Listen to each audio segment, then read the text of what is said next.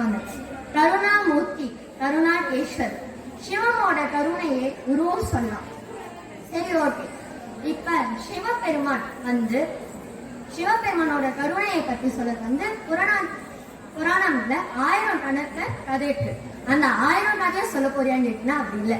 நான் ஒரு 2 கதையை சொல்ல போறேன். அது வந்து சிவபெருமானோட கருணையை பத்தி நம்ம தெரிஞ்சுக்கலாம். இப்ப சிவபெருமான், இப்ப நம்ம சிவபெருமானை பார்த்தாலே நம்மளுக்கு ஃபர்ஸ்ட் எது நம்ம நோட்டீஸ் பண்ணுவோம்? சிவபெருமானோட தொண்டை நீலகண்டன், நீல நிறத்துல இருக்கிற அந்த தண்டனை தான் நம்ம நோட்டீஸ் பண்ணுவோம். ஆனா சிவபெருமான் வந்து உண்மையாலே பாத்தீங்கன்னா அவர் வந்து வெண்ணிற உடல் தானா, கற்பூர கௌரி அப்படின்னு சொல்லி வளர்ந்த அளவுக்கு கற்பூர நிறத்துல தான் அவரோட உடல் நிறக்குமா, வெள்ளி நிறத்துல. ஆனா நம்ம தான் நீல நிறத்துல வந்து சாயம் பூசிடும். அவருக்கு வந்து நீலகண்டன் அப்படின்னு சொல்லி தொண்டையில தான் அந்த இது நீல நிறத்துல இருக்குமா. சரி, எதுக்கு அவருக்கு எல்லாமே வெண்ணிறமா இருக்கும்போது ஏன் நீல நிறத்துல ரெண்டும் இருக்கு? அதுக்கான வரலாற்றை இப்ப பார்க்கலாம். இப்ப பாற்கடலை கடையும் போது அமுதம் வேணும். அந்த அமுதம் வேணும்ன்றதுக்காக பாற்கடலை வந்து கடையிறாங்க. தேவரால் மட்டும் தனியா கடைய முடியாது. ஆனால் தேவர்களும் அசுரர்களும் கூட்டம் இருமா சேர்ந்து கடையிறாங்க. அப்படி கடையும் போது வந்து நிறைய நல்ல நல்ல விஷயங்கள்லாம் வருது. அந்த நல்ல நல்ல விஷயங்களை வந்து தேவர்களும் அசுரர்களும் வந்து கேட்டு வாங்கியிருக்காங்க. அப்படி அமுதம் வரப்போகுது. அந்த லாஸ்ட் நிமிஷத்துல வந்து நஞ்சு ஆளாடால விஷயம் சொல்லி அதோட புடை வந்து வெளியில வருது. அந்த புடை வெளியில வரும்போது யாராலுமே அந்த காண முடியல. எல்லா ஜீவராசிகள் வந்து ரொம்பவே கஷ்டப்படுறாங்க. அப்படி கஷ்டப்படும் போது தேவர்கள் வந்து சிவபெருமான் கிட்ட போய் முறையிடுறாங்க. இந்த மாதிரி விஷயம் வருது, இந்த மாதிரி வெளியில வந்தோன்னா எல்லா ஜீவராசிகள் வந்து ரொம்பவே கஷ்டப்படுவாங்க, அழிஞ்சிடும் அப்படின்னு சொல்லி வேண்டுறாங்க. ஆனா சிவபெருமான், இப்ப நீங்க நிறைய நல்ல நல்ல விஷயம்லாம் வருது, அப்பெல்லாம் என்ன யாருமே கூப்பிடலையே, நீங்களே தானே எடுத்துனீங்க, அப்போ இங்க விஷம் வரும்போது மட்டும் என்ன வந்து கூப்பிடுறீங்க, இந்த மாதிரி எதுவுமே சொல்லாம ஆபத்து வரப்போகுதுன்னு தெரிஞ்சோடனே அவர் ஃபர்ஸ்ட் வந்து அந்த விஷயத்தை வந்து விழுந்தாரு. முழுசா விழுந்ததுக்கு முன்னாடி அவர் வயிற்றுலயும் சரி ஏகப்பட்ட ஜீவராசிகள் வந்து இருக்காங்க. வெளியிலும் வெளியிட முடியாது, உள்ளேயும் விழுட முடியாது. அவர் சிவபெருமானுக்கு வந்து நிறைய சக்தி இருக்கிறதுனால அந்த சக்தியை கொண்டு அவர் வந்து அந்த விஷத்தை வந்து அவர் தொண்டையே நீல நிறத்துல மாற்றி வச்சிருக்காரு. அந்த இரவை தான் நம்ம சிவராத்திரி அப்படின்னு சொல்லி கொண்டாடுறோம். சிவபெருமான் விஷத்தை விழுந்துட்டு அவர் தியான நிலைக்கு போனாலும் மக்கள் அனைவரும் அவரோட புகழ பஜனையம் பாடி கால அபிஷேகம் பண்ணனால்தான் இனி மகா சிவராத்திரி. இன்னைக்கும் நம்ம கால அபிஷேகம் கால பூஜை பண்ணிட்டு தான் இருக்கோம். சரி, ஓகே. இது மட்டும் தானா சிவனோட கருணையை வெளிப்படுத்துக்கு அப்படின்னு பார்த்தீங்கன்னா இல்லை. சிவனுக்கு வந்து இன்னும் நம்ம என்னத்தை நோட்டீஸ் பண்ணுவோம்? சிவன் தலையில இருக்கிற தேய்பிறை, நிலா, சந்திரன்னு நோட்டீஸ் பண்ணுவோம். சரி, இந்த சந்திரனுக்கும் அதுல என்ன கருணைன்றதை பார்க்கலாம். சந்திரனுக்கு வந்து 27 மரங்களுக்கு வந்து திருமணம் வந்து பண்ணிட்டு போறாங்க. அந்த 27 மரங்களை வந்து தந்தை யாருன்னு பார்த்தீங்கன்னா தக்ஷ பிரதாப்தி. அவர் வந்து 27 மரங்களையும் திருமணம் பண்ணி வைக்கிறதுக்கு முன்னாடி வந்து சந்திரகிட்ட வந்து ஒரு ஒப்பந்தத்தை போடுறாரு. 27 மரக்கிட்டையும் நீ சரிசமமா பழகணும், அவனை எல்லாத்தையும் ஒரு சமமான பிரியத்தை வைக்கணும்னு. அதுக்கு சந்திரரும் ஓகேன்னு சொல்லி ஒத்துக்கிறாரு. ஆனா சந்திரனுக்கு ரொம்பவே பிடிச்சது ரோஹிணி நட்சத்திரம். அந்த ரோஹிணி நட்சத்திரத்துடைய ரொம்ப நேரம் டைம் ஸ்பெண்ட் பண்றாரு.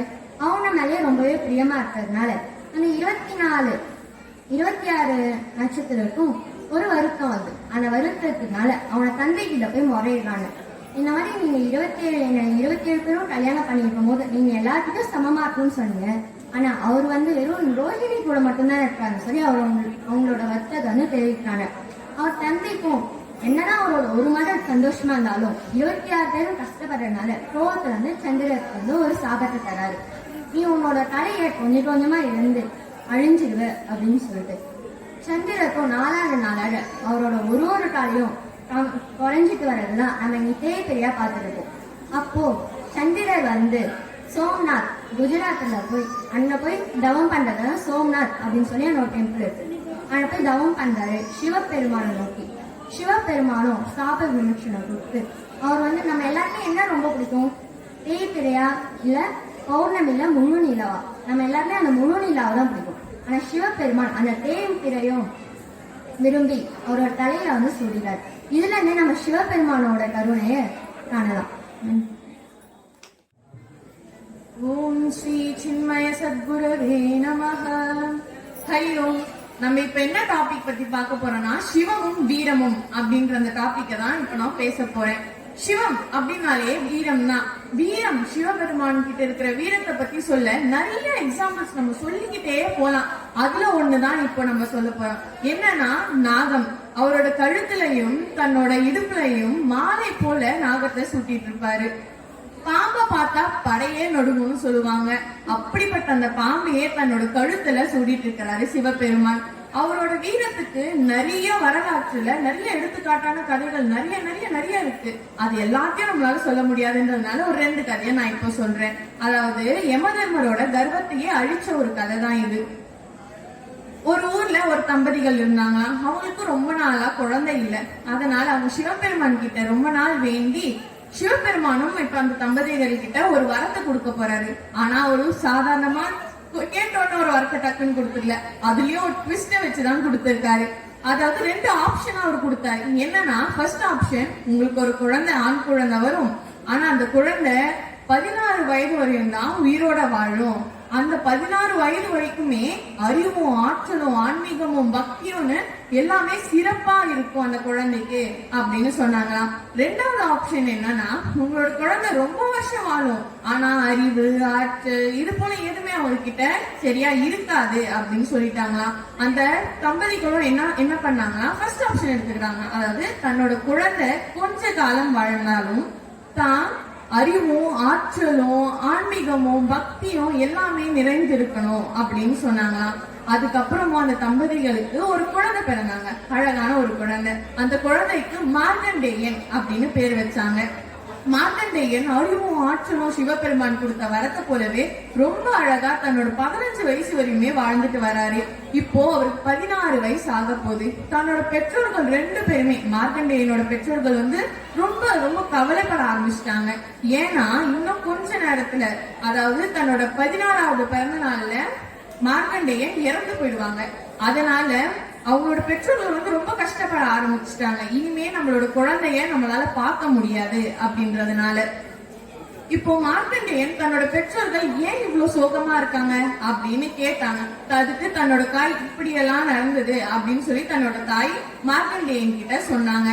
மார்க்கண்டேயனும் இவ்வளவுதானா, என் கூட எப்பவுமே சிவபெருமான் இருக்காரு, அவர் இருக்கிற வரையும் எனக்கு என்ன பயம் அப்படின்ற மாதிரி சொல்லிட்டு சிவனோட ஆலயத்துக்கு போய் அவர் தியானம் செய்ய ஆரம்பிச்சிட்டாராம்.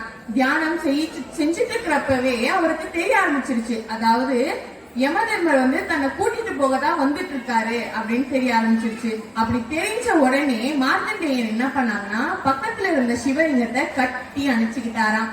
கட்டி அணைச்சிட்ட பிறகு இப்போ யமதர்மரும் வந்துட்டாரு. அவரோட பாசக்கயிற மார்க்கண்டேயன் மேல போடுறாரு. ஆனா அந்த மார்க்கண்டேயன் மேல மட்டும் விழாம சிவலிங்கத்திலயும் விழுந்துருது. அப்போ அந்த சிவலிங்கத்திலிருந்து தோன்றாரு சிவபெருமான்.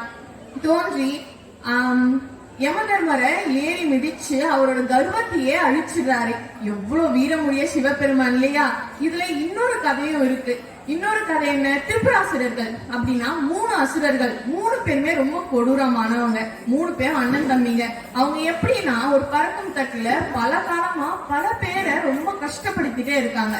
இதை நிறைய தேவர்கள் தடுக்க முயற்சி பண்ணாங்க. ஆனா யாராலையுமே எதுவுமே அவங்களால பண்ண முடியல. இப்ப எல்லாருக்கும் வேற விதி இல்ல, சிவபெருமான் கிட்டதான் போகணும். சிவபெருமான எல்லாரும் கூப்பிடுறாங்க. சிவபெருமானும் இவங்க அழிக்கிறதுக்கு பெரிய படை, சேனை, கத்தி, ஆயுதம் எதுவுமே எடுத்துட்டு வரல. அவர் ஜஸ்ட் அவரோட வீரமான அந்த சிரிப்பிலேயே அந்த 3 பேருமே பஸ்மமாக்கிட்டாரு. சோ இதுல நமக்கு என்ன தெரியுதுன்னா, சிவபெருமான் தன்னோட வீரத்தை, தனக்கு நிறைய வீரம் இருக்கு அப்படின்ட்டு எந்த ஒரு தவறான காரியத்துக்கும் அவர் செயல்பட்டது இல்ல.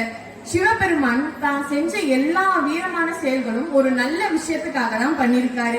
அது போல நாமளும் இந்த சிவராத்திரியில சிவபெருமான் கிட்ட இருக்கிற எல்லா குவாலிட்டிஸும் எல்லா நற்குணங்களும் நமக்கும் இருக்கணும் அப்படின்னு வேண்டிட்டு சிவபெருமானை இன்னைக்கு ஃபுல்லா பிரார்த்திங்க.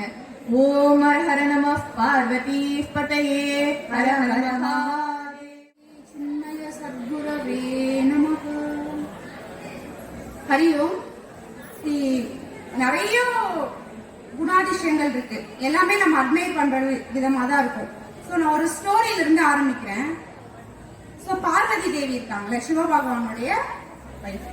அவங்களுக்கு நீங்க எப்போ பார்த்தாலும் இந்த ஸ்மசானத்திலேயே இருக்கிறீங்க, எல்லாரும் பாருங்க எவ்வளவு ஜாலியா எவ்வளவு நல்லா வீடெல்லாம் கட்டிட்டு நல்லா சந்தோஷமா இருக்கிறாங்க, நம்ம மட்டும் இங்கேயே இருக்கோமே, மழை வெயில் எதுனாலும் நம்ம என்ன பண்ணலாம், ஒரு நல்ல ஒரு வீடு கட்டலாம் அப்படின்னு சொல்லிட்டு என்ன சொல்றாங்க, ரொம்ப அடிக்கடி கேட்டுட்டே இருக்கிறாங்க. சிவபகவான் என்ன சொல்றாரு, இல்ல வேணாம், நமக்கு இது நல்லா செட் ஆயிடுச்சுல, நம்ம எப்போ நம்மளால இங்க சர்வை பண்ண முடியுதுல, நம்ம இப்படியே இருக்கலாம், எதுக்கு நமக்கு ஆடம்பரலாம் அப்படின்ற மாதிரி சொல்றாரு. ஆனா அவங்களுக்கு வந்து என்ன சொல்றது, அவங்களுக்கு அது வந்து ஒரு ரொம்ப அடிக்கடி கேட்டே இருக்காங்க, இல்ல எனக்கு அந்த மாதிரி ஒரு வீடு இருந்தா நல்லா இருக்கும் அந்த மாதிரி சொல்லிட்டே இருக்கிறாங்க.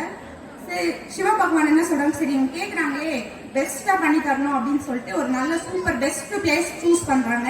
அதுதான் என்னன்னு பாத்தீங்கன்னா ஸ்ரீலங்கா, லங்கையில அங்க நல்ல ஃபர்டைலான இடம், இங்க நல்ல சூப்பரா எல்லாம் நல்ல ஆர்கிடெக்ட்லாம் வச்சு நல்ல பில்டர்ஸ் எல்லாம் வச்சு சூப்பரா என்ன பண்றாரு, ஒரு பேலஸ் கட்டுறாரு. சோ இப்ப நம்மளாம் கூட வீடு கட்டினா நெக்ஸ்ட் கிரக பிரவேசம் எல்லாம் பண்ணணும் இல்லைங்களா, சோ அந்த மாதிரி கிரக பிரவேசம் பண்றதுக்கு இருக்கிறதுலயே பெஸ்ட் ப்ரீஸ்டா கூப்பிட்டே பண்ணணும் அப்படின்னு சொல்லிட்டு டிசைட் பண்றாங்க. அந்த ப்ரீஸ்ட் யாரை கூப்பிடுறாங்க அப்படின்னா ராவணனை கூப்பிடுறாங்க. ஓகே, ஏன்னா ராவணன் வந்து நிறைய படிச்சிருக்கிறாரு, ஒரு நல்ல ஒரு பிராமணர் குலத்துல வந்து பிறந்திருக்கிறாரு, அவருக்கு நிறைய விஷயங்கள் தெரியும், வேதங்கள் தெரியும், சாம வேதம் நல்லா தெரியும், மந்திரங்கள் எல்லாம் நல்லா சொல்லுவாரு. சோ அவர் தான் வந்து சரியான ஆள் இதுக்கு அப்படின்னு சொல்லிட்டு கூப்பிடுறாங்க. சோ அவரும் த பெஸ்ட் இருக்கிறதுலயே ரொம்ப சூப்பரா கிரகப்பிரவேசம் பண்ணி கொடுக்குறாரு. ஓகேங்களா, சோ கிரகப்பிரவேசம் பண்ணிட்டா இப்போ ஒரு பிரீஸ்ட் வராங்கன்னா நம்ம அவங்களுக்கு தட்சணை எல்லாம் கொடுக்கணும் இல்லைங்களா, சோ அந்த தட்சணை கொடுக்கணும். பகவான் என்ன நினைக்கிறாரு, இந்தாப்பா இவ்வளோ அப்படின்னு கொடுக்காம உங்களுக்கு என்ன வேணும், எவ்வளவு தட்சணையா வேணும், என்ன வேணும் அப்படின்னு கேட்கிறாரு. சரி நம்ம இதுதான் அப்படின்னு கொடுக்கறது இல்ல, நம்ம நியாயமா கேட்டா நம்ம என்ன கேட்கிறோமோ அதை கொடுக்கக்கூடிய கருணை குணம் படைத்தவர் தான் வந்து சிவபகவான். ஓகே, சோ கேளுப்பா உனக்கு என்ன வேணும் அப்படின்னு ராவணன் கொஞ்சம் பேராசையில கொஞ்சம் இல்ல நிறையவே பேர் எனக்கு இந்த பேலஸே வேணும் அப்படின்னு கேட்கிறாரு. சோ சிவபகவான் ஓகே எடுத்துக்கோ, யாருன்னா அப்படி சொல்லுவோமா, நான் எவ்வளவு கஷ்டப்பட்டு வீடு கட்டியிருக்கேன், பார்த்து என் வைஃப்காக இதையே கேட்கறியா அப்படின்னு சொல்லிட்டு நம்ம நினைப்போம் இல்லைங்களா. சோ இந்த ஸ்டோரியில இருந்து நமக்கு என்ன தெரியும்னா வைராக்கியம், டிஸ்பேஷன், எது நிறைய ஒரு ஈடுபாடு இல்லாம யார் என்ன கேட்டாலும் ஓகே வச்சுக்கோ அப்படின்னு சொல்றாரு. அப்போ பார்வதி தேவிக்கு என்ன பண்றாரு அவரு, பாத்தியா நான் அப்பவே சொன்னல நம்ம அங்கேயே சர்வை பண்ணிக்கலாம், நமக்கு இதெல்லாம் வேணும்னு, இப்ப நம்ம பார்த்து கட்டினதே குடுக்கற மாதிரி ஆயிடுச்சு இல்லையா, இதுக்காகவும் நம்ம வந்து வருத்தப்படக்கூடாது, எதுவும் எப்பவும் நமக்கு என்ன கிடையாது நிலை கிடையாது, அதுவும் இந்த வேர்ல்ட்லி திங்ஸ்லாம் நம்ம ரொம்ப ஈடுபாடோட இருக்கக்கூடாது, முடிஞ்ச வரைக்கும் அதுல இருந்து நம்ம என்ன பண்ணிக்கணும், வித்ட்ரா பண்ணிக்கணும் அப்படின்னு சொல்றாரு. சோ அவருடைய ரூபமே பாத்தீங்கன்னா எப்படி இருக்கு, என்னதான் வச்சிருக்கிறாரு சிவபகவான், பாம்பு. நம்ம எல்லாம் பாம்புனா ஐயோ விஷம் நமக்கு வேணான்னு வெறுக்கக்கூடிய ஒரு பொருள் இல்லையா, அவர் பாருங்க அதே ஆபரணமா போட்டுட்டு ஆர்னமெண்டா போட்டுக்கிறாரு. நெக்ஸ்ட் உடம்பு ஃபுல்லா என்ன போட்டிருக்காரு, விபூதி திருநீர் போட்டிருக்காரு. சரி நம்ம இந்த பாடிக்கு எல்லாம் பார்த்து பண்றோம், ஒரு நாள் என்னவாக போகுது, அது அந்த திருநீராக அந்த விபூதியா தான் ஆக போகுது. சோ அதெல்லாம் நமக்கு உணர்த்துறதுக்காகவும் விபூதியில இருந்து நெக்ஸ்ட் லெவல்னு ஒண்ணு கிடையாது, ஃபைனலா அதுதான். ஓகேங்களா, இதுதான் நிலை அப்படின்றத நம்ம எல்லாருக்கும் புரிய வைக்கிறதுக்காகவும் என்ன பண்றாரு, விபூதி அணிஞ்சிட்டு இருக்காரு. நம்ம எல்லாம் வந்து இப்படிதான் இருக்கணும், அந்த ஸ்டோரியில பார்த்த மாதிரி ஸ்மசானத்துல இருக்கிறாரு. அவர் என்ன ஆடை போட்டிருக்காரு, நல்ல பட்டு சாரி எல்லாம் போட்டு பட்டு வேட்டி எல்லாம் கட்டிக்கிட்டு அப்படி இருக்கிறாரா. சரி நமக்கு பகவான் மேல இப்ப ரொம்ப பாசம், நம்மளுடைய அந்த பக்தியை வெளிக்காட்டணுன்றதுக்காக நம்ம நல்ல அலங்காரம் எல்லாம் பண்றோம். பட் பகவானுக்கு அதெல்லாம் தேவையில்லை, அவர் வந்து வைராக்கிய புருஷர், என்ன அவருக்கு அதெல்லாம் தேவையில்லை. என்னதான் போட்டிருப்பாரு, புலித்தோல் யானை தோல் அந்த மாதிரி போட்டு சிம்பிளா இருக்கிறாரு. சோ ஒரு குரல் கூட இருக்கு, பற்றுக பற்றான் பற்றினை அப்பற்றை பற்றுக பற்று விட இருக்கு. நமக்கு வந்து நமக்கு எல்லாமே வந்து புரியுது, இதெல்லாம் நமக்கு வேணாம், ஆனா நம்மளால அதெல்லாம் என்ன பண்ண முடியல, விட முடியல இல்லையா. சோ அதெல்லாம் நம்ம விடணும். ஒரு நம்மளுடைய எப்படி சொல்றது, நம்மளுடைய கோல் வந்து பகவானை நோக்கி இருக்கணும் அப்படின்னா அதுக்கு நம்ம யாரதான் பிடிச்சிக்கணும், பகவானை தான் பிடிச்சிக்கணும். எனக்கும் கடவுளே நல்ல வைராகியம் இருக்கிற எல்லாருக்கும் நல்ல வைராகியத்தையும் கொடுத்து எல்லா அருளையும் கொடுக்கணும் அப்படின்னு சொல்லிட்டு வேண்டி இந்த உரையை நிறைவு செஞ்சுக்கிறேன். ரொம்ப நன்றி இந்த வாய்ப்பு. ஹரியும் பஞ்சபூத ஸ்தலங்கள் வந்து ஆல்மோஸ்ட் எல்லாத்தையும் பார்த்துட்டோம். இப்போ பயனாளர்கள் பார்த்தீங்கன்னா வந்து நிலம் அது மட்டும்தான் இருக்குது. பஞ்சபூதத்திலேயே வந்து மிகவும் ஸ்தூலமானது, அதாவது ஃபீச்சர்ஸ் அதிகமாக இருக்கிறது பார்த்தீங்கன்னா வந்து நிலம் தான். உங்களுக்கு புரியுற மாதிரி சொல்லணும்னா இப்போ வந்து வாட்டர், அதாவது நீர் இருக்குது, அதுக்குன்னு பார்த்தீங்கன்னா ஃபீச்சர்ஸாக கம்மியாக தான் இருக்கும். அதுக்குன்னு சொல்லிட்டு ஒரு கலர் இருக்காது, அதுக்குன்னு சொல்லிட்டு ஒரு ஸ்மெல் இருக்காது. ஆனால் இந்த நிலத்துக்கு மட்டும் இருக்கிற மேக்ஸிமம் இருக்கிற எல்லா ஃபீச்சர்ஸும் இருக்கும். லைக் வந்து அதுக்குன்னு ஒரு ஸ்மெல் இருக்கும், அதுக்குன்னு ஒரு கலர் இருக்கும், அதுக்குன்னு ஒரு டேஸ்ட் இருக்கும், நம்மளால பார்க்க முடியும், ஃபீல் பண்ண முடியும், எல்லாமே பண்ண முடியும். சரிங்களா? அப்படிப்பட்ட நிலத்துக்கு வந்து சான்ஸ்கிரிட்ல வந்து பிருத்திவி அப்படின்னு சொல்லிட்டு பேரு. இந்த பிருத்திவி ஃபார்ம்ல சிவபெருமான் வந்து காட்சி அளித்தது வந்து காஞ்சிபுரத்தில் இருக்கிற கோவில்ல. ஓகேங்களா? இங்க வந்து இருக்கிற மூலவர், அதாவது முக்கிய கடவுள், அவரோட பேர் பாத்தீங்கன்னா வந்து ஏகாம்பரீஸ்வரர் அப்படின்னு சொல்லுவாங்க. ஓகே, கோயில் வந்துருச்சு. சிவபெருமான் வந்து அங்க யாருக்கு என்ன பண்ணாரு, எதனால அந்த பேர் வந்துச்சு அப்படின்னு சொல்லிட்டு பார்க்கலாம். ரொம்ப வருஷத்துக்கு முன்னாடி பார்வதி தேவிக்கு வந்து ஒரு இது சாபம் இருக்கு. அதனால வந்து அவங்க தவம் பண்ணணும் அப்படின்னு சொல்லிட்டு பூமிக்கு வராங்க. பூமிக்கு வந்து தவம் பண்ணணும் அப்படின்னு சொல்லிட்டு சுற்றி பார்த்துட்டு இருக்காங்க. அவ பாக்குறப்ப சரி காஞ்சிபுரத்துல வந்து பாக்குறாங்க. அங்க வந்து யாகவதி நதி வந்து நல்லா பெருசா பறந்து ஓடிட்டு இருக்கு. அது பக்கத்துல வந்து ஒரு பெரிய மாமரமும் இருக்கு, நல்லா பெருசா இருக்கு, ரெண்டுமே நல்லா இருக்கு. சரி நம்ம வந்து இங்க உட்காந்து தவம் பண்ணலாம் அப்படின்னு சொல்லி டிசைட் பண்றாங்க. அங்க வந்து அங்க பக்கத்துல இருக்கிற மண்ணை மட்டும் எடுத்து ஒரு லிங்கம் ஷேப்ல ஃபார்ம் பண்ணி அங்க வந்து தவம் பண்ண ஆரம்பிக்கிறாங்க. பல வருஷமா தவம் பண்ணிட்டு இருக்காங்க. சரி, நல்ல காரியம் பண்ணாலும் ஏதாவது ஒரு டிஸ்டர்பன்ஸ் கண்டிப்பா வரும்ல. அது மாதிரி அவங்களுக்கும் ஒரு டிஸ்டர்பன்ஸ் வந்துச்சு. என்னன்னா, இந்த வியாகவதி அந்த நதியில இருந்து வெள்ளப்பெருக்கு வந்துச்சு, பிளட் வர ஆரம்பிச்சு. சரி, பார்வதி தேவிக்கு வந்து ஆல்மோஸ்ட் தெரிஞ்சிருச்சு பிளட் வரப்போகுது, வந்துச்சுன்னா எல்லாம் காலி ஆயிடும். சரி, என்ன பண்ணலாம் யோசிச்சுட்டு இருக்காங்க. வேற வழியே இல்லை, நம்ம உயிர் போனாலும் பரவாயில்ல, நம்ம இவ்வளவு நாள் செஞ்சு வச்ச லிங்கத்தை வந்து எப்படியாவது காப்பாற்றணும் அப்படின்னு சொல்லிட்டு அவங்க என்ன பண்ண ஆரம்பிச்சாங்கன்னா, அதை வந்து டைட்டா பிடிச்சி ஹோல்ட் பண்ணிட்டாங்க. அந்த வந்து ஃபுல்லா அந்த என்டையர் பிளட் வந்து ஃபுல்லா போயிட்டு நார்மல் ஸ்டேஜ் வர வரைக்கும் ஃபுல்லா வந்து அப்படியே பிடிச்சிட்டு இருந்தாங்க. ஓகே, சிவபெருமான் வந்து இதை பாக்குறாரு. பார்த்துட்டு அவர் அப்படியே ரொம்ப இதுவாயிட்டாரு, ஃபீல் ஆயிட்டாரு. வந்துட்டு அவர் முன்னாடி வந்து காட்சி அளிக்கிறாரு. அதனாலதான் வந்து இதுக்கு ஏகாம்பரேஸ்வரன் கோயில் வந்துச்சு, பேர் வந்துச்சு. ஓகே, ஏகாம்பரேஸ்வரர் அப்படின்னா சான்ஸ்கிரிட் பிளஸ் ஹிந்தி ரெண்டுத்துலயும் வந்து ஆல்மோஸ்ட் ஒரே மாதிரி ரெண்டுமே. ரெண்டுத்துக்கும் ஆம்பரம் அப்படின்னா வந்து மாம்பழம் அப்படின்னு சொல்லிட்டு பேரு. அதனால மாமரத்துக்கு கீழே இருந்து எடுக்கப்பட்ட மண்ணால இந்த லிங்கம்னால இதுக்கு வந்து ஏகாம்பரேஸ்வரர் அப்படின்னு சொல்லுவாங்க. ஓகேங்களா? இப்போ வந்து சிங்கம் வந்துருச்சு, லிங்கத்துக்கு அப்புறம் கோயில் வரணும்ல.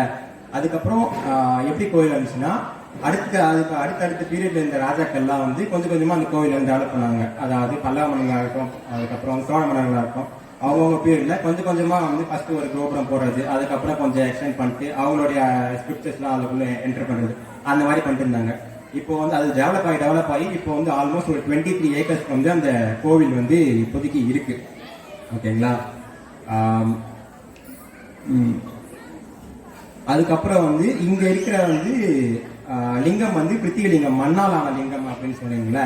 அதனால வந்து இதுக்கு வந்து இது பண்ண மாட்டாங்க, அபிஷேகம் எதுவும் பண்ண மாட்டாங்க. ஒன்லி வந்து புனுக அபிஷேகம் அப்படின்னு சொல்லுவாங்க, அது மட்டும் தான் வந்து இங்க பண்ணுவாங்க. கோவில்னாவே ஃபங்க்ஷன்ஸ் வந்து நிறைய நடந்துட்டே இருக்கு. இப்போ நம்ம கோவில்ல வந்து சிவராத்திரி அது மாதிரி நிறைய இருக்குல்ல. அந்த கோவில்ல வந்து முக்கியமான ஃபங்க்ஷன் அப்படின்னு சொன்னா பங்குனி உத்திரத்துல வர பிரம்ம உத்திரம் கிட்டத்தட்ட ஒரு 10 days கிட்ட நடக்கும். அந்த ஃபங்க்ஷன் தான் வந்து அது ரொம்ப நல்லா கிராண்டா நடக்கும் அந்த கோவில்ல. இந்த கோவில் பக்கத்திலேயே காஞ்சிபுரம்னாவே காமாட்சியம்மன் கோயில் மெயின் ஃபேமஸ்ல, அது பக்கத்திலேயே வந்து காமாட்சியம்மன் கோயில் இருக்கிறதுனால கல்யாண உற்சவமும் இங்க வந்து இந்த கோயில் நல்லா ஃபேமஸாகவே நடக்கும்.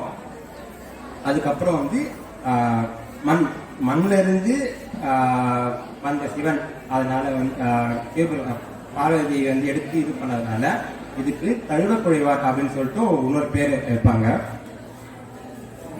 அதுக்கப்புறம் பிட்டுக்கு மண் சுமந்த பித்தன் அப்பன் சிவபெருமானை பார்வதி தேவி பார்த்து வணங்கிய இடம்தான் வந்து ஏகாம்பரேஸ்வரர் கோவில் காஞ்சிபுரம். அவ்வளவுதான். தேங்க்ஸ். அறிவோம். பஞ்சபூதத்துல ஒண்ணுதான் நீர். இந்த நீர் தத்துவத்தை உணர்த்துற வகையில கடவுள் வந்து அப்புலிங்கமா திருவானைக்காவல்ல, திருச்சி பக்கத்துல இருக்க திருவானைக்காவல்ல தோன்றியிருக்காரு. இதோட வரலாறு ஃபர்ஸ்ட் நம்ம பார்த்துலாம். இப்ப தேவி வந்து காவேரி நதிக்கரை ஓரத்துல நடந்து போயிட்டு இருக்காங்க. அவங்களுக்கு கடவுளை வழிபடணும், அதாவது சிவபெருமான வழிபடணும்னு ஒரு ஆசை வருது. அதனால அவங்க என்ன பண்றாங்கன்னா, அந்த காவேரி நதியில ஓட தண்ணிய கையில எடுக்கிறாங்க. கையில எடுத்து சிவபெருமான நினைக்கிறாங்க. நினைச்ச உடனே அந்த தண்ணி வந்து ஒரு லிங்கமா மாறுது. இதனால அந்த லிங்கத்துக்கு அப்புலிங்கம்னு பேர் வருது. இந்த லிங்கத்தை எடுத்துட்டு போய் ஒரு ஜம்புன்னு சொல்லுவாங்க, அதாவது வெண்ணாவல் வெண்ணாவல் காய்க்கிற ஒரு மரத்துக்கு அடியில வைக்கிறாங்க, வச்சு பூஜை பண்றாங்க. இந்த ஜம்புக்கு சான்ஸ்கிரிட்ல என்னன்னா வெண்ணாவல் காய்க்கிற மரம். அதுக்கப்புறமா அப்புக்கு சான்ஸ்கிரிட்ல என்னன்னா நீர்னு சொல்லுவாங்க. அடுத்து இந்த கோயிலோட கட்டமைப்பை பார்த்துலாம். இந்த லிங்கம் இருக்கிற இடம் இங்க எப்படி இருக்குன்னா தரமட்டம் இருக்குல்ல, அந்த தரமட்டத்தில இருந்து அடியில இருக்கு, கொஞ்சம் அடியில. அதனால நீர் எப்பவுமே அங்க கசிஞ்சிட்டே இருக்கும். இந்த லிங்கத்தை சுத்தி நீர் அதிகமாவே இருக்கும். இதுக்கப்புறம் ஒரு முக்கியமான கதை, இது எல்லாம் கவனிங்க.